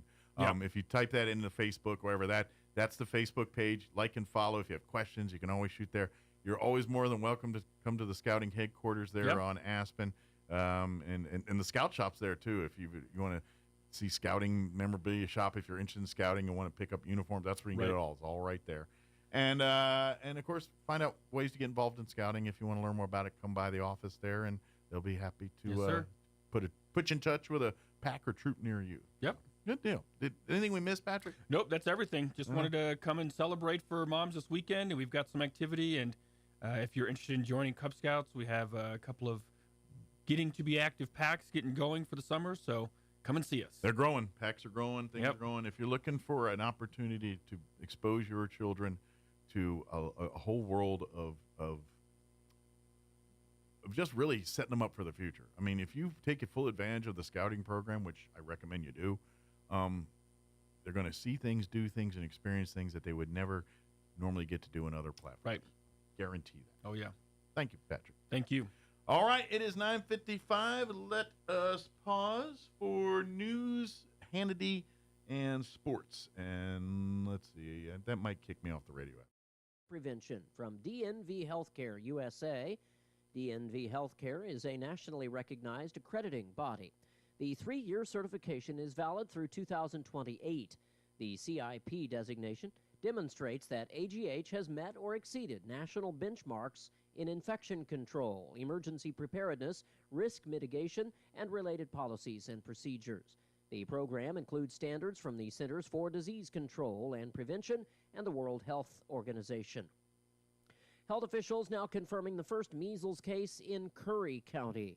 The patient has been identified as an infant, and the infant is reportedly too young to receive the MMR vaccine. However, anyone who visited the WIC agency in Clovis on April 30th or the Walmart store in Clovis on that same day, April 30th, is urged to see a doctor. More than 70 cases have now been reported throughout the state, a total of 71, in fact, in New Mexico. You're up to date. I'm Jared Cirillo. It's time for the Chavez County Sports Report. Congratulations, Avery Williams from Goddard, the state tennis champ for 1A through 4A girls, as she won it yesterday by winning a couple matches. First, defeating younger sister Zoe in the semifinals 6-0, 6-1, and then knocking off Nishta Cole from Academy in the finals. Nishta was the third seed. Avery was the top seed going in, as she had won state last year. That's a great thing for Avery Williams. Now, today, you've got baseball and softball action scattered around the state. For baseball, it'll be Goddard playing at Los Alamos at 4:30 this afternoon. That'll be a single game, and then they're scheduled for a doubleheader tomorrow at 10 a.m. So we'll see if they need all three games. It's best 2 out of 3. The Sports Report brought to you by DSI. Call DSI for all your office technology needs. I'm Eric Butler at Roswell's Talk FM 106.5. I'm meteorologist Steve Hamilton with your Pecos Valley weather. Our weekend looks nice. Temperatures will stay pretty comfortable. High pressure settling in for a while. Sunshine today. We're in the mid-70s. Well, the overnight hours will be clear with low 50s, warming up a few degrees on Saturday. We'll be in the upper 70s across the whole area. Sunshine and a few clouds. Clear for Saturday night and then sunny, and we're going up to about 80 on Sunday. That's your latest forecast. I'm meteorologist Steve Hamilton.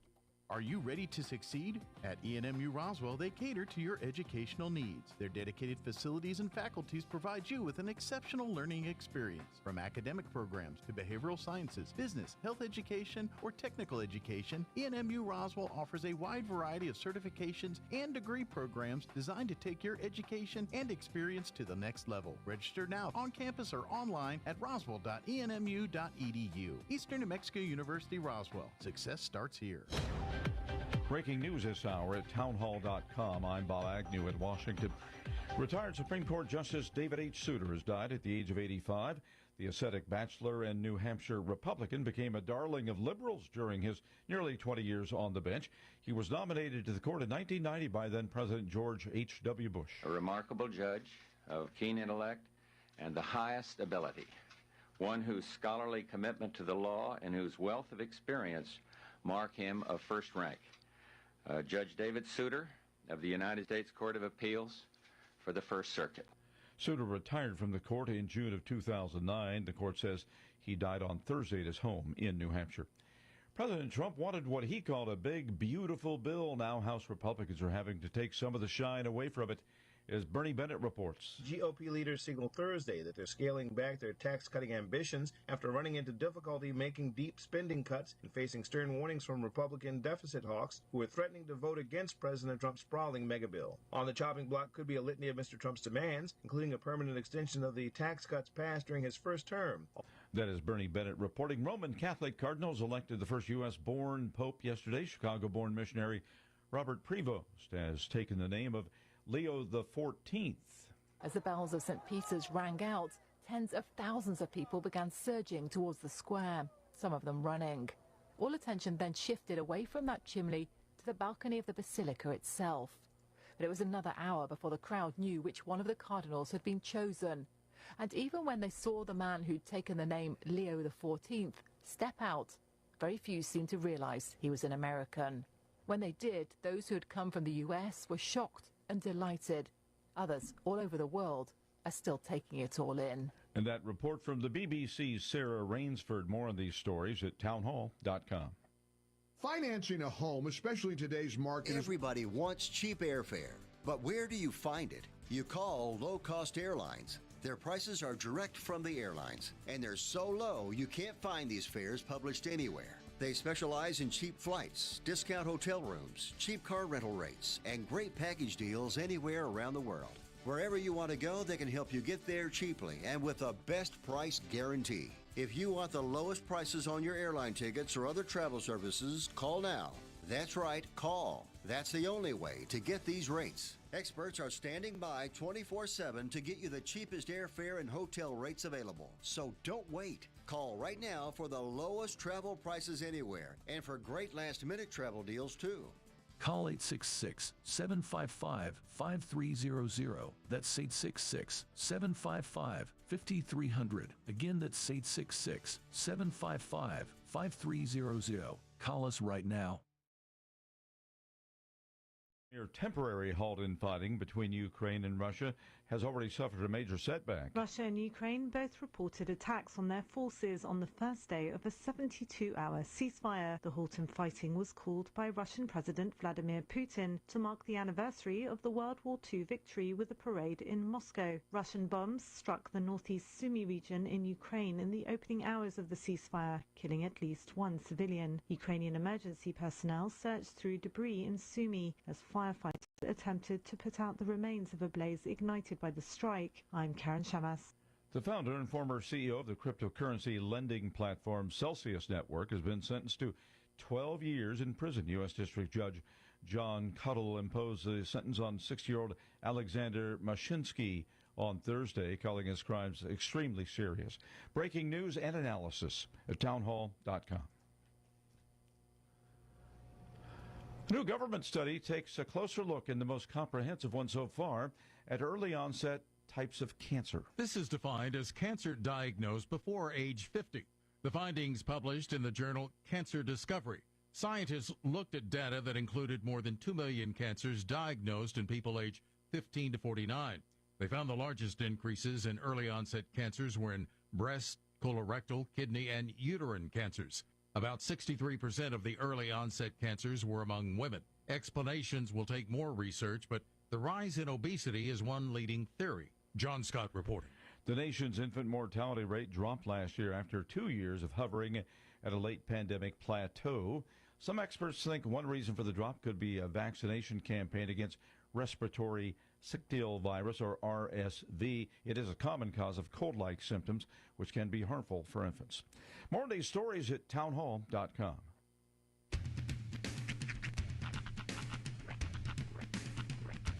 What in the wide world of sports is going on here? I promise you, whatever scum did this, not one man in this force will rest for 1 minute until he's behind bars.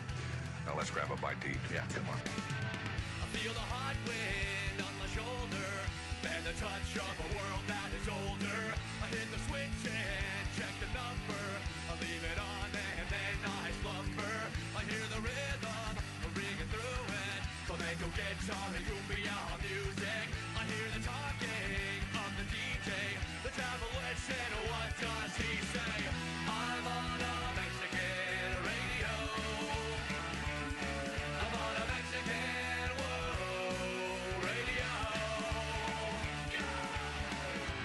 Broadcasting live from high atop the J.P. White Building in downtown Roswell, New Mexico.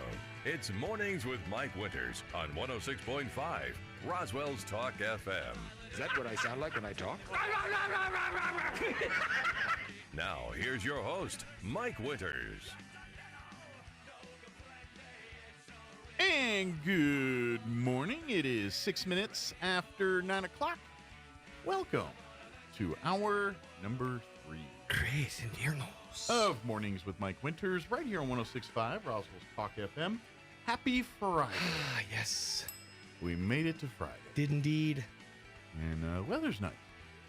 Weather's nice, beautiful day. Oh yeah, it should be shaping up to be a beautiful weekend. Nice weekend to get out there. Maybe start your garden plans. Yeah, get out there. Yes, plant your Bermuda grass. We had Roswell Seed on early in the week, and they said it is time. If you've got your veggies and all that, put her in the ground. And almost there for Bermuda. I think we're check on that one, but it's usually May. We might be another week away from that one, but it's close. Yes. Pans on the ground, you can feel it. It's Bermuda season. Old. Coming close. Now. But yes, nice weather. Of course, we do have baseball playoff. Yes. It is spring. Baseball's in the air. But yeah, baseball playoffs. Got it. Rockets are a 12 seed in this year's state tournament. They begin this weekend with the best of 3 in the first round, where they travel to the higher seed, which they are the lower seed as a 12 seed. They're going to travel to the 5 seed to take on Los Alamos, the Hilltoppers. Yes. It's the best of 3 series. Game 1 will be this afternoon at 4:30. Game 2 will be 10 a.m. tomorrow, and Game 3, if necessary, will be right after Game 2. We will have those games for you on the radio right here on 106.5 Roswell's Talk FM. Henry's traveling to Los Alamos as we speak to bring you all the action. It'll be audio only on the video channel. Right. We do not have video permissions because it's state playoffs. Scoreboard. We will have scoreboard. But we will have the game and scoreboard there. And then, of course, we will have it right here on the radio for you at about 4:10 for pregame with first pitch at 4:30 today. But we'll have that for you right here on the radio. Should be good. You know, I had something interesting happen this morning. I love when you go to like a store or go through like a line at the checkout or whatever, and the guy will call you boss, you know, or hey boss. Yeah, boss. Anything else for you, boss? That one's always kind of like, you know, don't call me boss. But I got one this morning that I've never gotten before, and I thought it was pretty cool.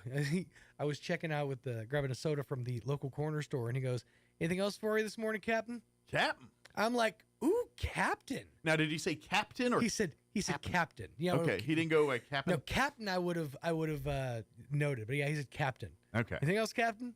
Yeah. I'm like, all right, I like that. All right, good deal. Yeah. That's that was a new one. I've never heard that one before. Yeah, I usually get Bud. Yeah, Bud or hey, Bud. Yeah, it's always real condescending when they go sport. Sport. I don't think I've ever heard sport when it's not. I don't get this one, but people larger carriage than me get the big guy one. Oh yeah. And that I'm telling you, big guys don't like being called big guy, generally by a rule of thumb. Mm-hmm. You know, we prefer names like Tiny or Smalls. Stuff like that. Just eliminate the adjective altogether. Right. We understand they're big. We don't need to recognize that. I don't have that problem. I'm tiny. I'm sure. We're also not particularly favorable to the sound of tuba music following us when we walk. Not our favorite. Wah, wah, wah, wah, wah, wah, wah, wah. Settle down, big guy. So if you could stop that, I'd really appreciate that. Thanks. Whoever it is that's doing that when I'm walking downtown. It's his brother. He does it just to mess with him. But, yeah, I get what you're saying on that one. Chief, I get that one every Chief once in a while. is another big one I get a lot. Every once in a while, Chief. Well, hey, Chief, what else? Anything else, Chief? Yeah. That's definitely another one. Yeah. But then the guy totally like comp too. He's like, I just do that so I don't have to learn people's names. I'm like, I am just customer. It's a tactic. Yeah. We don't Honestly, I prefer it over sir. We don't have to have a whole life history together. I'm just buying some chips and a drink, and I'll be on my way. Bro, dude, these all apropos. Those are fine. Yeah. Yep. So, but anyway, sport. Yeah, so I'm going to try to figure out like new ones to work in. Like anything else, Monsignor? Work out just various. Can I get you anything else there, papist? How about now? Anything else, Your Highness? All right, Chairman of the Board, what can I get for you? Mr. President, anything else there? Those all just sound oh so condescending. I do. I like that. But that's not a bad way to go. Yeah. It's just obscure references to call people. Or, I'm trying to, maybe, or even if you just go foreign language. Monsieur. Yeah, something like that. Mademoiselle. Yeah, something like that. Of course, then you get right back to, so can I get anything else for you, amigo? Yeah. Compadre. Comrade. I do like when people say compadre, but they make it into 3 different words. Mm-hmm. Compadre. Hey, compadre. All right, let me give you the lay rundown of this hour of the show. We'd have a busy one for you. Yeah, hit us with it, bud. Yes, I will, Monsignor. We're going to get you up to date with the weather here in just a few minutes. And then we're going to be joined here in studio by Teresa Ledger Fernandez, representing the 3rd Congressional District here in the House of Representatives. She's going to join us. She's got a Veterans Town Hall meeting tonight that she'd like to invite folks to. Plus, we'll talk a little bit about Doge and Trump and all the stuff going on here, and talking about what she's doing from her perspective on some of this stuff. So we'll have a fun, great conversation with her in just a few. And then, of course, later on, we'll get you up to date with news of the local variety, Wall Street business update, whatever else we can work in for this hour of the show. It is 12 minutes after 9 o'clock. Let's go ahead and get you up to date on the weather.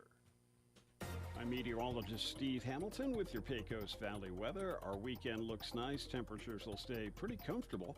High pressure settling in for a while. Sunshine today. We're in the mid-70s. Well, the overnight hours will be clear with low 50s, warming up a few degrees on Saturday. We'll be in the upper 70s across the whole area. Sunshine and a few clouds. Clear for Saturday night and then sunny, and we're going up to about 80 on Sunday. That's your latest forecast. I'm meteorologist Steve Hamilton. Thank you, Steve. Currently 61 degrees here in Roswell. Humidity is at 67%. Winds currently out of the north at 10 miles per hour. Beautiful day today. If you've got complaints about it, it's kind of on you. Sunny skies and a high of 75 today with north winds 5 to 10 miles per hour. Tonight, skies will be mostly clear with an overnight low of 50. East winds 5 to 10 miles per hour. Saturday, another nice one. Sunny skies, 78 for a high tomorrow. North winds at around 5 miles per hour. Tomorrow night, mostly clear. Overnight low of 51. Northeast winds at around 5 miles per hour. Warming up a little bit for Sunday. Sunny skies will hit the 80s, 83 on Sunday. Winds will be out of the southeast at around 5 to 10 miles per hour.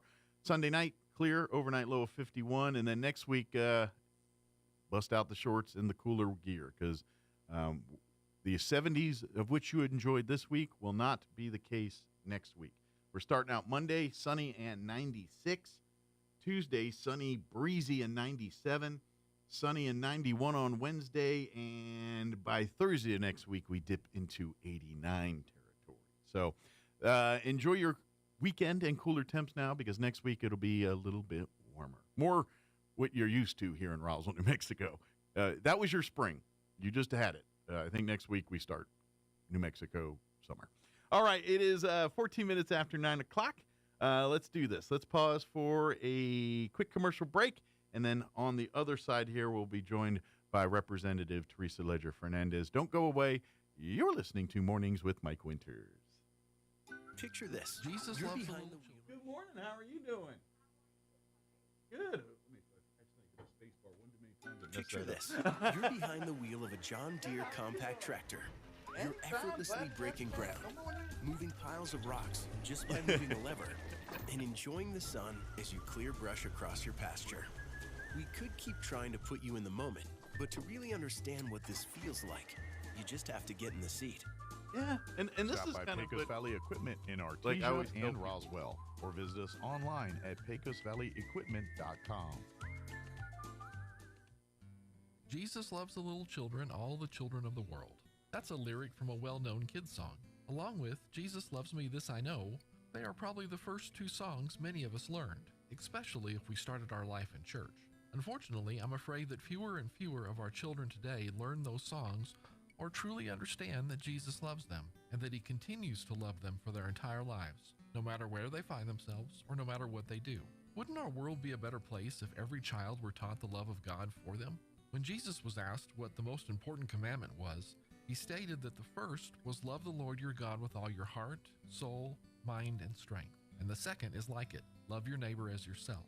If we teach the children in our lives those two valuable lessons, along with how God loves them, they will have a great foundation for a good life. Join us at the Country Club Road Church of Christ for worship at 10 a.m. on Sunday, located on the corner of Country Club and Washington in Roswell.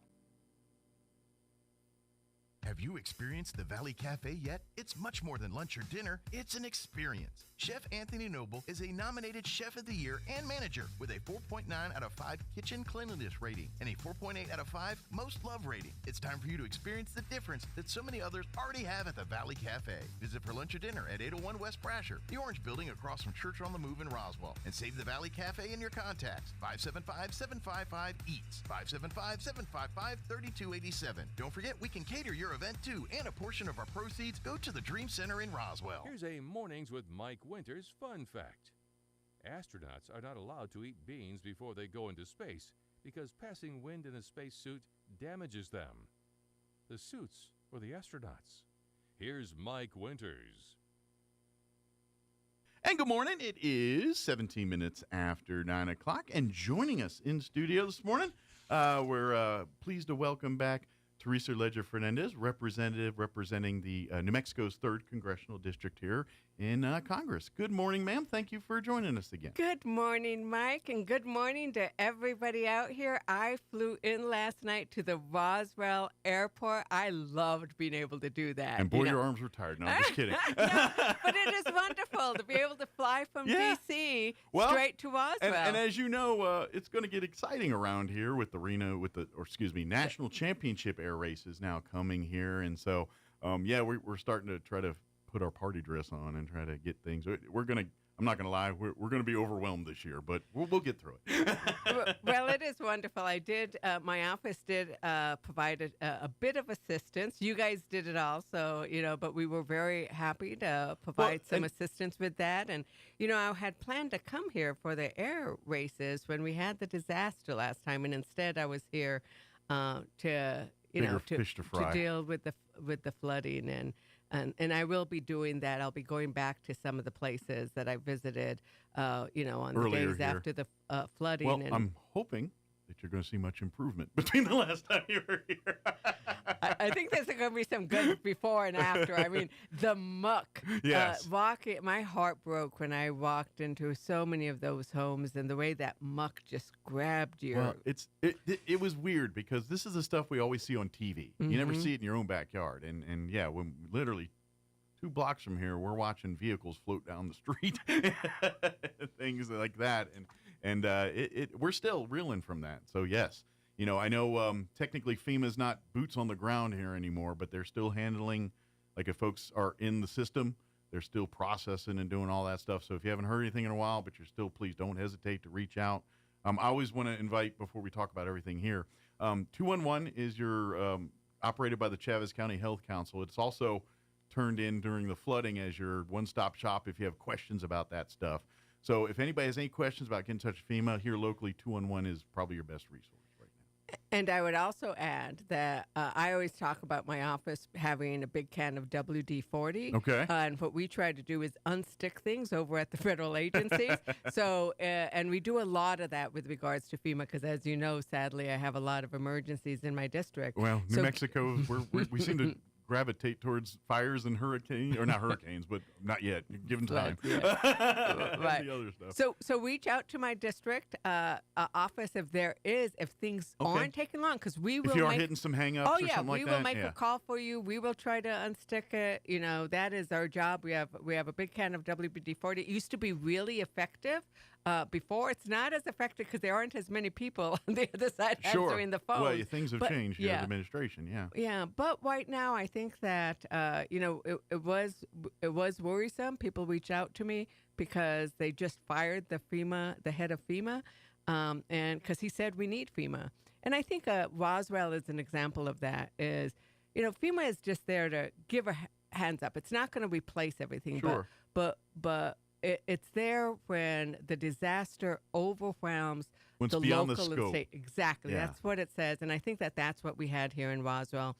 I'm glad that the federal government was able that we got that declaration issued as quickly as possible. I was on it. We got it issued, and that has provided some help. Mm-hmm. But these kinds of disasters, they take so long to recover from. So my heart still goes out to all the people. And I don't care where you're at on the political spectrum on any of this stuff.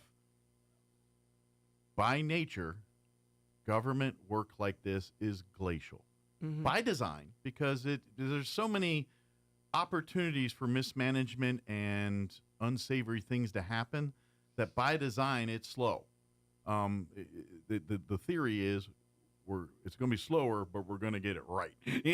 And yes, like life, that doesn't always work that way, and things but people need to understand that when you're dealing with those kind of, yes, they're going to triage the emergency stuff quick. You need food, you need shelter, you need first aid. Yes.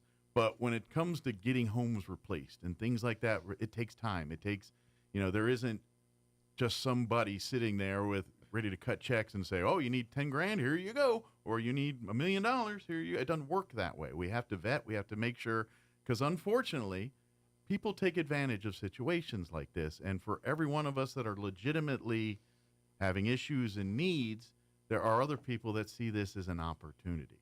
And good, bad, and indifferent, the federal government has to weed that out. And it takes time. So and it doesn't matter who's in charge, what's in charge, or what.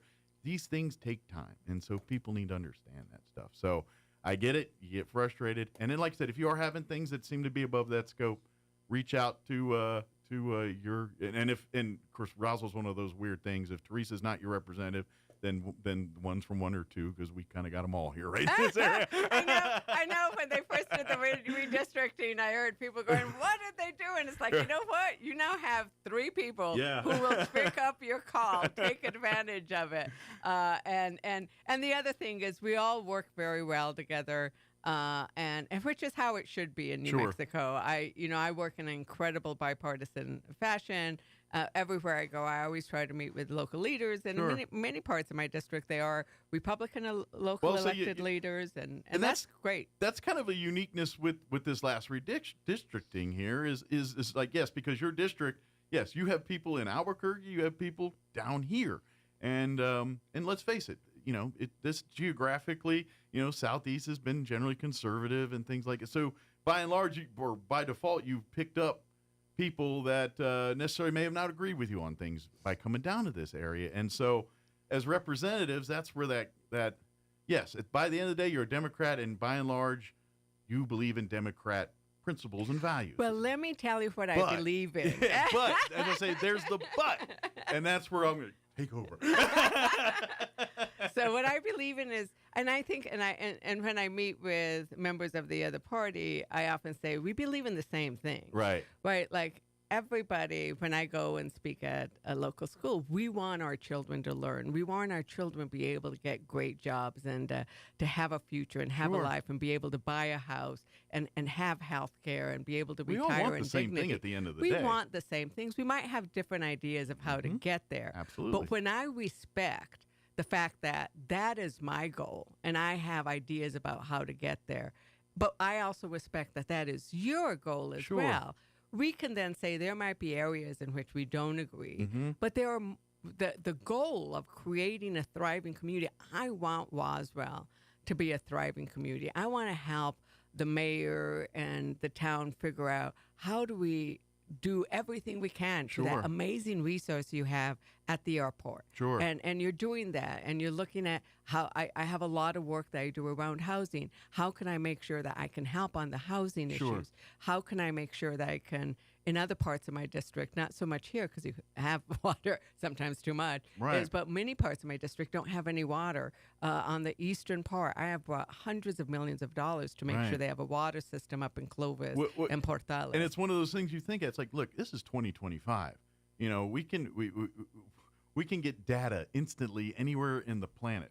There should not be one person in the United States of America that doesn't have access to water and electricity and basic human needs. You know what I mean? And so I don't care what your affiliation is. We all can agree that's not right. How do we fix that? Yeah, and so I've done a lot in making sure that we bring water. There are about 250,000 people on the other side of my district that in Navajo and Gallup that don't have access to clean water, and so I brought about $614 million there. But it's like, but I didn't forget the eastern side either. I brought several $100 million there. And everywhere in New Mexico, we need better broadband. So I've made sure that we've gotten a lot of investments in broadband. And now, you know, I'm here in Roswell. I'm going to go and meet with ranchers and farmers. Because the only way I know what do you need is if I show up and I, you know, asked, Mr. Bronson, who's the head of the, to say, hey, can you bring some, producers together, and so they can tell me what's happening to them. And I'm going to take a stab that the needs you'll hear here from farmers and ranchers aren't necessarily the same needs that maybe in a different county are, just based on logistics and things. It's like maybe they got more water issues here, but another part of the district, that's not an issue. This is the issue. And so, you know, just because, yes, farmers and ranchers share common problems, but not necessarily at the same time or the same, you know what I mean? And that's where you have to do this stuff. And I do want to ask this. You know, everyone knows, you know, you grew up here, rural New Mexico, your rural New Mexican lifestyle. That's your background. Do you have to get people to understand in D.C. in these places that yes, this state is so uniquely weird that yes, you could be in one part and it feels like you're in 1850, and then you could go around the corner and you're in 2057. You know what I mean? Like we are such a state that we have the most advanced things in the world and almost the most primitive things in the world in the same state. And you know what I mean? Is it hard to kind of explain that to people in D.C.? So I often introduce myself. I say I represent the beautiful and beautifully diverse 3rd Congressional District of New Mexico. I'm very proud of the fact that I represent one of the largest rural districts in the Congress. That's not a single state. You know, it doesn't really count if you're from, some of those states that they only have one. You know, Vermont only has one, right? And we're a lot bigger than it. But what that gives me, the fact that I don't represent any part of Albuquerque, by the way. Oh, you're all out of that now. Okay. When everything's around it. Everything's around it. It's all the north. I go from one corner, the northwest, northeast, and then all the way down, pick up Hobbs, Artesia, Roswell. And there are many similarities, you know. I imagine your staff has a quite expensive car budget, because that's a lot of miles to cover. A lot of gas. Yeah, my staff tossed me out of the car and said, I got to go pick up gas. But there are themes that are the same throughout the state, because the northwest corner is an oil and gas producing state. coroner. So is this. I actually worked in that area when I represented the Hickory Apache Nation. They had about 3,000 oil and gas wells. So I'm not a stranger to that. My father was a rancher until he on the GI Bill was able to go to school. Sure. I loved flipping. I always talk about flipping hamburgers at my uncle's rodeo. And the other day I was somewhere, and one of the county commissioners said, "Oh, I would go to your uncle's rodeo." I was like, "Oh my God, that is so great! I love that." I got diabetes because that. But no. But the only way you find out what you need is by showing up, and that's why I'm going to be meeting with ranchers and farmers so they can tell me. I'm having a veterans town hall today. Yeah, that's going to be at 5 p.m. here. We ask that if you want to go to that, all are welcome. Please RSVP either through your website or Facebook page. And then they will give you the location and all that good stuff. But it'll be at 5 p.m. today, and free. Only thing we do is you RSVP, and that way you'll get an email or notification on where to go. Just go to my look me up, Teresa Ledger Fernandez. It's easy. Like I could give you the website is fernandez.house.gov. Yeah. But just type me in and you'll or if come you do up. Facebook, just type in, Teresa Ledger Fernandez. It'll throw everything, and there'll be a link on her Facebook to where you can sign up and register for tonight. Yeah, because we really want to hear from the veterans. Sure. And because they're very worried about a lot of things. My guest to the State of the Union was Ariel Pines, and she was from Clovis, right? And she worked for the VA for 15 years. And you know what her job was, and thank heavenly she got rehired, but her job was to make sure that they improved efficiency at the VA. Yeah. And the efficiency, the Doji thing fired her. It's like, no, you don't fire the people who are engaged in the process of making sure that people can get better response times, because the VA needs to get a lot better. Well, the VA is one of those things that it's better than it used to be, but not where it needs to be, if that makes sense. Like, it was archaic. I don't know, 20 years ago, whatever, that thing.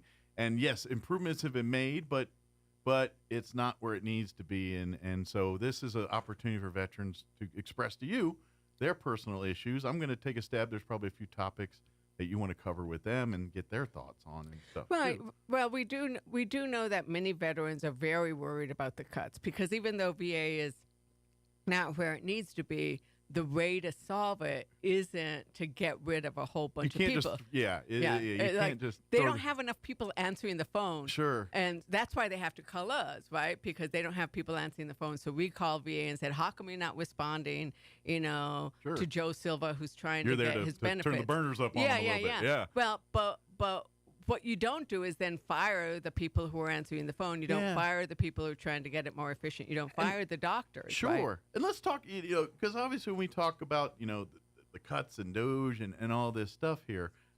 Okay. I do, this is, yes. I mean, I think, and this is where I think, and this isn't necessarily because I think Republicans and Democrats, people have feelings about this. I mean, yes, you're going to have the extremes on either party. Yeah, cut more, or everything it is can't do, you're going to have those, and neither side on the extremes are right on this. But it's like, how do we figure out, because I think the spirit of what he's trying to do is understand that we're spending way too much money and we've got to tamp that in. And then you look at the tariffs and it's like, look, all we're saying is give us a fair playing field, and I understand what he's trying to do, but maybe the way in which he's doing it is what's scaring people. So how do we, because he's not wrong. We need to wrangle spending. We need to be responsible with how we do money and things.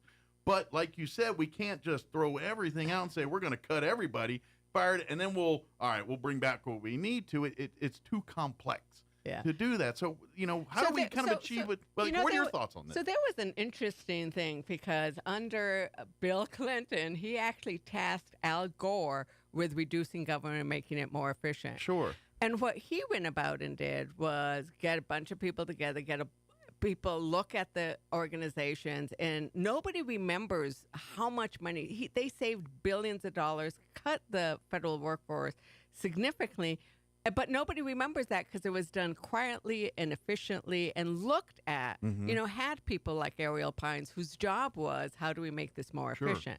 And so there is a way of doing this. There is a way of looking at how do we improve it that looks at how do we, you don't go about and say, well, I've got a clogged sink, so in order to work on that clogged sink, I am going to destroy the house. Right. And then I'll just build it back up again because that's too expensive. Exactly. And one of the key things about getting our deficit in order is the Republicans' budget right now would actually increase the deficit by $4 to $7 trillion. Okay. So what they're doing is actually saying we are going to cut these essential services like VA, like Medicaid, like the food for the hungry children in schools in order to make tax cuts for the wealthy. Now, that's not the way to go about it. Like, the last tax cuts benefited the wealthy and the billionaires. Well, that's not what we need. We don't need to now. The economy isn't working for working Americans, right? It is stacked against us. And we need to change that because we need to make it start working for the working people who are listening to this, who are working real hard, who feel like they're not getting ahead. That's what we need to change. Sure. Is switch it so it's not that the rich and the rich get richer. It's that the working families have a better shot at being able to buy that home, at being able to make sure that their children have better possibilities than they did. That's what you always want. You want your children to actually have a better life than you did. That's the hope, yeah. And that's fading. Yeah. And that's what we need to fix. And you don't fix that by, cutting services to veterans who have served us. Instead, you say, let's switch. Let's make sure that people are getting paid what it takes to have a living wage. Let's make sure that they have access to health care. There are things we can do to make the playing field more even for everybody.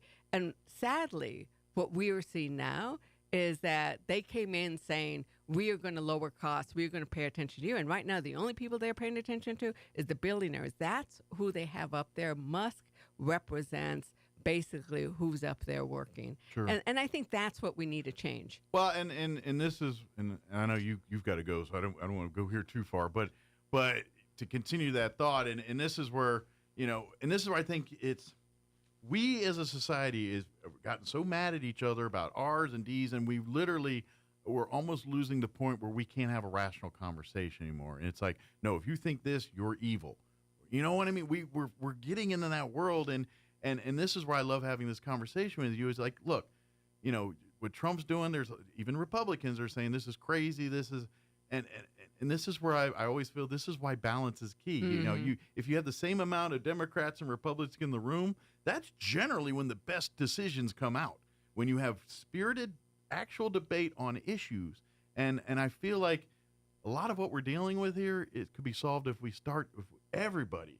Just let's put our sabers down a minute and let's talk, and because we all want this to be the best country in the world. We want its people to have the best opportunities. We just don't agree how to get there, and I'm afraid that we are going to kill each other trying to solve these problems. And that's where, I think we need the rationality. We need it's fun to get online and yell and hoot and holler, but at the end of the day, how we fix these things is by people in a room together figuring this out, one layer at a time, taking the good, the bad, the ugly, and let's make it compromise. Congress is about compromise. It's supposed to be about compromise. That's what it's about. Exactly. And, well, the funny thing is there has been a moment where they don't want to work in a bipartisan basis. Yeah. They think that bipartisan is bad. It's like, no, bipartisan is good. It means we each had to give a little and come to something. I am very proud of the fact that I have a lot of bipartisan bills and I have a lot of bipartisan wins, even though it is my job, as a Democrat to call out. And I am calling out because I think what they're doing now is not right. But I am also very hopeful, and my staff is really making sure. I know we got to get you going, but I think the thing is, like, if we can agree we're all trying to do good, we just don't quite agree on how to do the good. That's where it's got to go. But to get I know you got to get out here and do things, and we do appreciate it. But folks, if you would like to get a chance to speak with Congressman Ledger here, please sign up for the Veterans Town Hall tonight. It's at 5 p.m. go to Teresa Ledger Fernandez either Facebook page or website. You can Google Teresa Ledger Fernandez, New Mexico. It's going to pop right up. Exactly, and I look forward to hear, because that's why I'm doing them across, and I've been to Roswell a lot, I have a lot of meetings, and that's the only way that I will know what you are thinking. Are you worried? Are you not worried? Do you like what he's doing? Do you not like what he's doing? Let me know. Do you want it to be called Victory Day, or do you want it to be called Veterans Day? Well, pontificating on social media is fun, but doesn't solve problems. Talking with people actually can do the things that think. Thank you, ma'am. Thank you for your time. And anytime in town or on the phone or anything you want to get out to this part of town, please reach out. We'd be happy to help you do that. This was delightful. Goodbye. Thank you. Goodbye, everybody. All right. Don't go off to the next thing. And get your green chili fix while you're in New Mexico, too. That's a chance there. All right. It is, thank you, ma'am. It is 9:40. Let's pause for news. Chaves County Sports Update. Quick break as well. Don't go away. Now for your Pecos Valley News Update. I'm Jared Cirillo. Artesia General Hospital celebrating the renewal of its certification in infection prevention from DNV Healthcare USA. DNV Healthcare is a nationally recognized accrediting body. The 3-year certification is valid through 2028. The CIP designation demonstrates that AGH has met or exceeded national benchmarks in infection control, emergency preparedness, risk mitigation, and related policies and procedures. The program includes standards from the Centers for Disease Control and Prevention and the World Health Organization. Health officials now confirming the first measles case in Curry County. The patient has been identified as an infant, and the infant is reportedly too young to receive the MMR vaccine. However, anyone who visited the WIC agency in Clovis on April 30th or the Walmart store in Clovis on that same day, April 30th, is urged to see a doctor. More than 70 cases have now been reported throughout the state, a total of 71, in fact, in New Mexico. You're up to date. I'm Jared Cirillo. Turn up your radio. Here's the Sean Hannity Morning Minute. The amount of lawsuits, this is where the Democratic resistance is getting worse and worse daily. You got all these activists, legal groups, elected officials, local jurisdictions now. We now have the full number. It was on Fox News Digital. More than 150 lawsuits against the Trump administration since January 20th in response to more than 90 executive orders as well as executive proclamations and memos. And the president has long been a legal target, which hit a fever pitch during the 2024 election cycle when Trump faced 4 criminal indictments. All of this is designed to stop and usurp the constitutional authority of a president. Check out the Sean Hannity radio show later today, right here. Now, don't get suckered into the same old free phone game by Big Wireless that comes with a lot of fine print, plus. Oh, in other words, you pay more. At the end of the day, you paid for that, quote, free phone 3 times over. There is a better way. Pure Talk, my cell phone provider, a veteran-owned company, my sponsor, my wireless company, has a much better offer. A free phone with a qualifying plan for just $35 a month, and you get a brand new Samsung Galaxy A26. Just make the switch to Pure Talk for $35 a month. You get unlimited talk, unlimited text, 15 gigs of data with mobile hotspot and roaming, all on America's most dependable 5G network. Just dial pound 250, say the keyword save now, and Pure Talk's U.S. customer service team will help you make the switch in as little as 10 minutes. Again, pound 250, keyword save now. Get your free Samsung Galaxy with a qualifying plan when you switch to Pure Talk. Wireless by Americans for Americans. It's time for the Chavez County Sports Report. Congratulations, Avery Williams from Goddard, the state tennis champ for 1A through 4A girls, as she won it yesterday by winning a couple matches. First, defeating younger sister Zoe in the semifinals 6-0, 6-1, and then knocking off Nishta Cole from Academy in the finals. Nishta was the 3rd seed. Avery was the top seed going in, as she had won state last year. That's a great thing for Avery Williams. Now, today, you've got baseball and softball action scattered around the state. For baseball, it'll be Goddard playing at Los Alamos at 4:30 this afternoon. That'll be a single game, and then they're scheduled for a doubleheader tomorrow at 10 a.m. So we'll see if they need all 3 games. It's best 2 out of 3. The Sports Report brought to you by DSI. Call DSI for all your office technology needs. I'm Eric Butler at Roswell's Talk FM 106.5. I'm meteorologist Steve Hamilton with your Pecos Valley weather. Our weekend looks nice. Temperatures will stay pretty comfortable. High pressure settling in for a while. Sunshine today. We're in the mid-70s. Well, the overnight hours will be clear with low 50s, warming up a few degrees on Saturday. We'll be in the upper 70s across the whole area. Sunshine and a few clouds. Clear for Saturday night and then sunny, and we're going up to about 80 on Sunday. That's your latest forecast. I'm meteorologist Steve Hamilton. With the Wall Street Business Report, I'm Bob Agnew. Top U.S. officials set to meet with a high-level Chinese delegation this weekend to talk trade. Here's White House correspondent Greg Cluxton. President Trump is sounding upbeat about the upcoming talks in Switzerland. I think we're going to have a good weekend with China. I think they have a lot to gain. And he believes the discussions can be a win-win.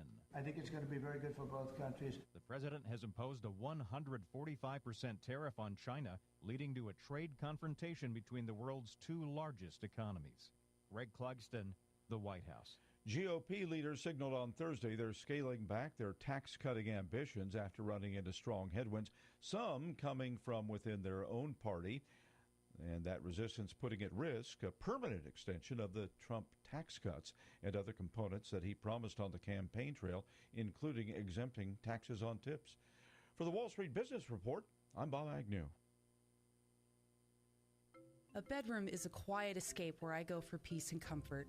This is Melanie at Glenn's Furniture. I know how important the most private room in your home is for your life and the lives of your family. That's why we offer a selection of bedroom groups that make living easier and more comfortable. Modern designs, bold curves, and stylish fabrics elevate your bedroom space. You'll find your new set easy to sleep on and even easier to own. Come see us at Glenn's on the corner of Union and Alameda, where delivery is free since 1953. Jesus loves the little children, all the children of the world. That's a lyric from a well-known kids song. Along with Jesus Loves Me, This I Know, they are probably the first 2 songs many of us learned, especially if we started our life in church. Unfortunately, I'm afraid that fewer and fewer of our children today learn those songs or truly understand that Jesus loves them and that he continues to love them for their entire lives, no matter where they find themselves or no matter what they do. Wouldn't our world be a better place if every child were taught the love of God for them? When Jesus was asked what the most important commandment was, he stated that the first was love the Lord your God with all your heart, soul, mind, and strength. And the second is like it, love your neighbor as yourself. If we teach the children in our lives those 2 valuable lessons, along with how God loves them, they will have a great foundation for a good life. Join us at the Country Club Road Church of Christ for worship at 10 a.m. on Sunday, located on the corner of Country Club and Washington in Roswell. At Martine's Capital Cafe, come in and enjoy a delicious variety for breakfast, lunch, or dinner. Try our burritos, huevos rancheros, asado, chorizo, sausage, flantas, fajitas, chili rellenos, quesadillas, enchiladas, sopapillas, and don't forget their award-winning green chili cheeseburger and so much more. Everything is prepared with the finest and freshest ingredients. Martine's Capital Cafe. Quality, value, tradition, and the most delicious New Mexican food since 1989. Open Monday through Saturday from 6 to 8:30 p.m. at 110 West 4th Street in Roswell. Here's a Mornings with Mike Winters fun fact. China has more English speakers than the United States. They have more Chinese speakers, too. Here's Mike Winters. And good morning. It is 9:47. Got a few minutes here before we wrap up today's show. Of course, if you missed any part, you can always go back at your leisure. You can log on to ksvptv.com. There you will scroll to the Mornings with Mike Winters channel, and then everything's set up by dates. They're in chronological order. If you click on the date of the show, then you click on that particular button, and then it'll feather out to all the different interviews that we had that particular day, and you can go and check them out at your leisure. For today, we had a full slate for you. We had Captain Mike Evans with Salvation Army join us. You want a cheap breakfast tomorrow? Go to the Salvation Army, $10 every second Saturday of the month. Get your egg and omelet and pancake going. Then we had Jim Ridgway and Ebenezer Davis from The Gig. They've got their 2-day revival tonight and tomorrow out here on the courthouse lawn. A good time will be had by all. Yes. And that'll be this weekend. And then we replayed our interview in the 8 o'clock hour with Patrick Smith. from the Conquistador Scouting America. They've got their big Mommy and Me event tomorrow also at the courthouse lawn. It's going to be a busy place this weekend. They'll be on the courthouse lawn tomorrow there from, I think it's 10 to noon or noon to 2, something like that. It's in that window. And then, of course, we just had Congressman Ledger Fernandez join us here early in the show. Appreciate that time there. I know people, because I know I'm not stupid. I live in southeast New Mexico. Roswell's a very conservative place, and there's a lot of people that aren't come on. fans No. of Congressman Ledger Fernandez. We're an open and fertile environment that's rife for debate, and people they have strong opinions, but they're open to listening. I think. Well, and that's why I want this, because look, I disagree with a lot of things she says too, just like everybody else. Sure. We all have disagreed, but that doesn't matter. Right. We all need to talk and work and do these things, and the fact that she's here and talking to me on the radio. Be honest, that's more than I get from most people on that side. I salute and applaud her. I think it's an amazing thing. And I love all this, and I want to have those discussions and those communications. And to be honest, I really don't think we're that far apart. I think, yes, the extreme sides of parties, yes. Asking people to pretend to this and that, I don't want to get in that game. But when it comes to decisions on what's best for this country in terms of how we fund it, how we support it, what things we do, I think a lot of us are within reason pretty close to each other.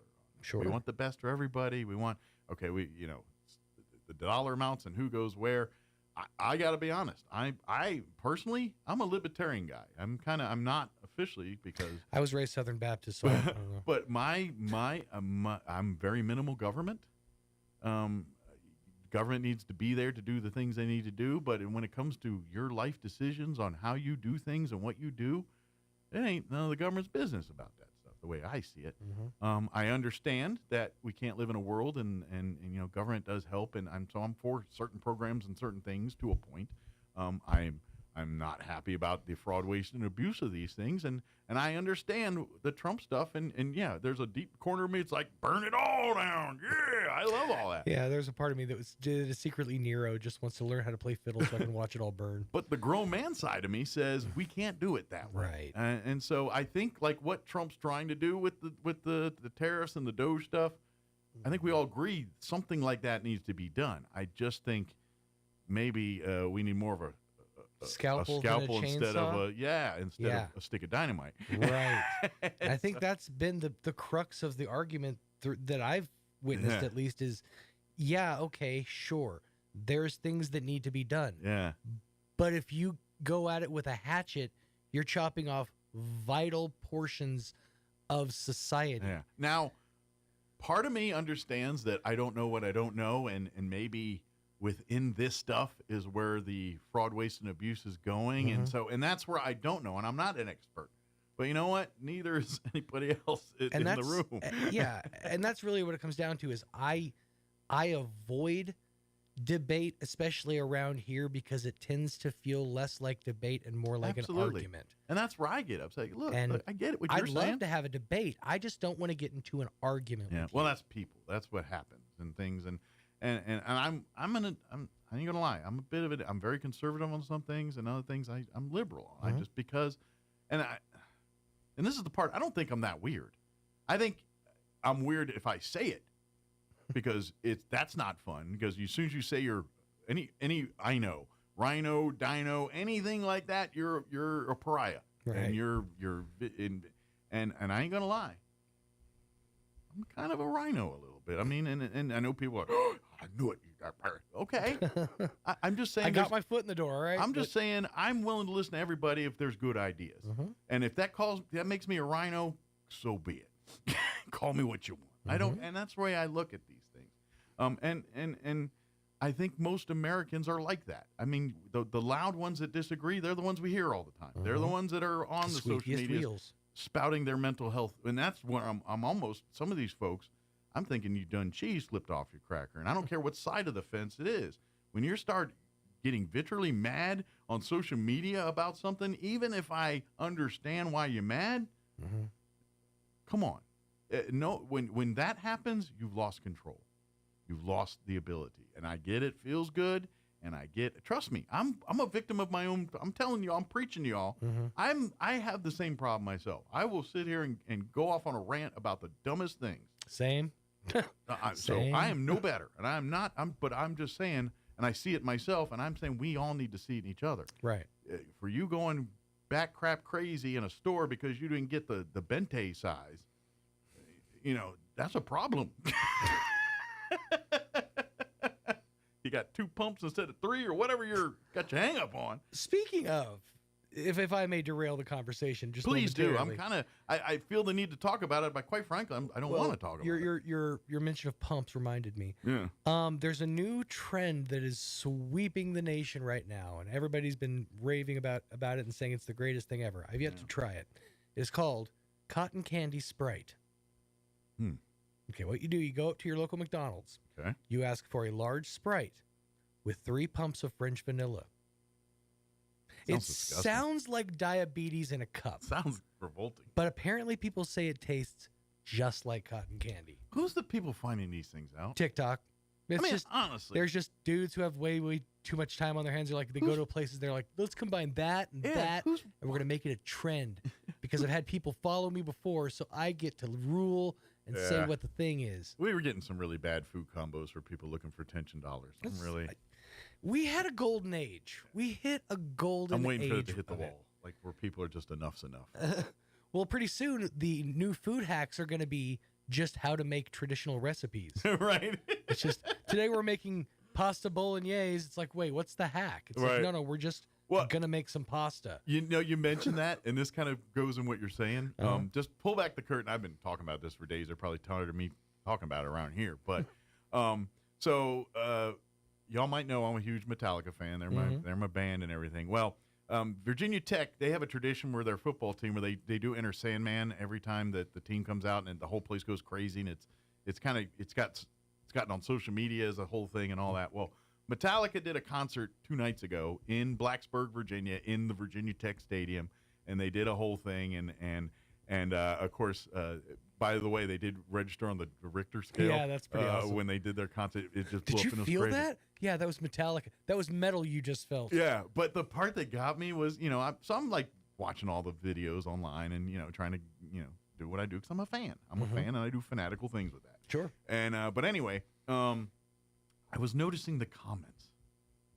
I can't believe this whole rock band's still pulling in those type of people. And it was just getting me, and it's all millennial type saying this. And I was like, see, this is the problem with young, old, and everything else. Just because something's been around for 40 years doesn't mean it's not relevant or good. And sometimes the best things are 40 years old and good. You know what I mean? I think you're going to need to go ahead and move your goalposts a little bit. Yeah. Because now I understand Gen X, you feel comfortable in your little pocket. Yeah. You want to come attack us millennials. I'm not attacking anybody. Millennials are the 30 to 40 to 45-year-olds at this point. Well, we understand. You need to talk to Gen Z. Actually, they're the ones that are coming up like, I don't know who this Paul McCartney is, but Kanye gonna put him on the map. Well, the only reason I bring up millennial, because the comment that kind of said, what? Like that comment, I clicked his profile and in his thing, he's like something millennial. He proclaimed himself a millennial. Okay, fair. So that's why I said millennial. I will call myself an elder millennial / zennial, in that I'm right there on the cusp of X, but I tend to lean millennial in the tech realm of things. Yeah, but well, that's why you're anything that's on the internet, I need an expert on. You're it. I got a 40-year-old expert on the internet. We're screwed. Hang on, let me call my grandson. Well, it does fill a pattern. I had a deaf engineer for a radio thing, so yeah, it does make sense. I recently bought a shirt that says, I do have a pretty granddaughter. I also have a gun, a shovel, and whatever. And I bought it ironically, but I'm starting to realize I'm starting to be at that age where I could have those things, and it's not. You bought funny. it ironically because you kind of believe a little of it. It's not funny anymore. It's not funny because it's Sometimes so real. with every bit of irony, there's a hint of truth. It's just a blade of truth. Like anytime that someone does something offhandedly offensive, and then they make the joke and say "just kidding," they're not just kidding. They're testing the waters. Kidding. They're testing the waters, and they just found out that this one's stinking. They dipped a toe. Yeah, there's 2 terms that drive me, and I say it myself, is that one and just saying. I'm just saying. Just saying. Yeah, we clearly heard you just saying that. I wasn't questioning whether you just said it. Did you just? I did. I did. You witnessed it. I thought you were there. Yeah. And everyone loves to do that. And then my other old man screams at thing that drives me to that is the overuse of the word literally. Yes. That's a big Gen Z thing. It is. I mean, that's a literally did you? Literally? Good for you, literally. They literally start, don't care. Every sentence with it. Yeah. That and this has been I've heard this one mentioned on Family Guy, but the way that they always end their sentences in an upturned sound at the end of every sentence, like it's a question, but I love it's doing not. That. Well, in comedy, that's a valuable tool if you know how to handle it. If you know how to use the ups and the downs, sure. Exactly. Then it's genius. But they don't. Anyway, we got to go. It's been a big show. Yes, it has. Again, thank you so much for allowing us to be a part of this, your day. Don't forget baseball, 4:30 today, Goddard Baseball, and then again at 10 o'clock tomorrow here on the radio and at ksvptv.com, audio only. Mm-hmm. Have an amazing day and amazing weekend. We'll be back bright and early, 7 a.m. tomorrow. You are listening to 106.5 Roswell's Talk FM, KEND, Roswell, New Mexico. Take care, everybody. Breaking news this hour from townhall.com. I'm John Scott. U.S. Senator Lindsey Graham says the prospect of Iran developing a nuclear weapon keeps him awake at night. On the Salem News program This Week on Capitol Hill with Tony Perkins, the South Carolina Republican warns if it ever reaches that goal, Iran's nuclear target will be Israel. The Jewish state was formed out of the ashes of the Holocaust. It's been under constant siege, and here's my theory about that. The closer you are to God, the more the world hates you. God has designated the Jewish people as the chosen people. Because of that designation throughout history, they've been attacked and oppressed. We have to make a choice as Americans.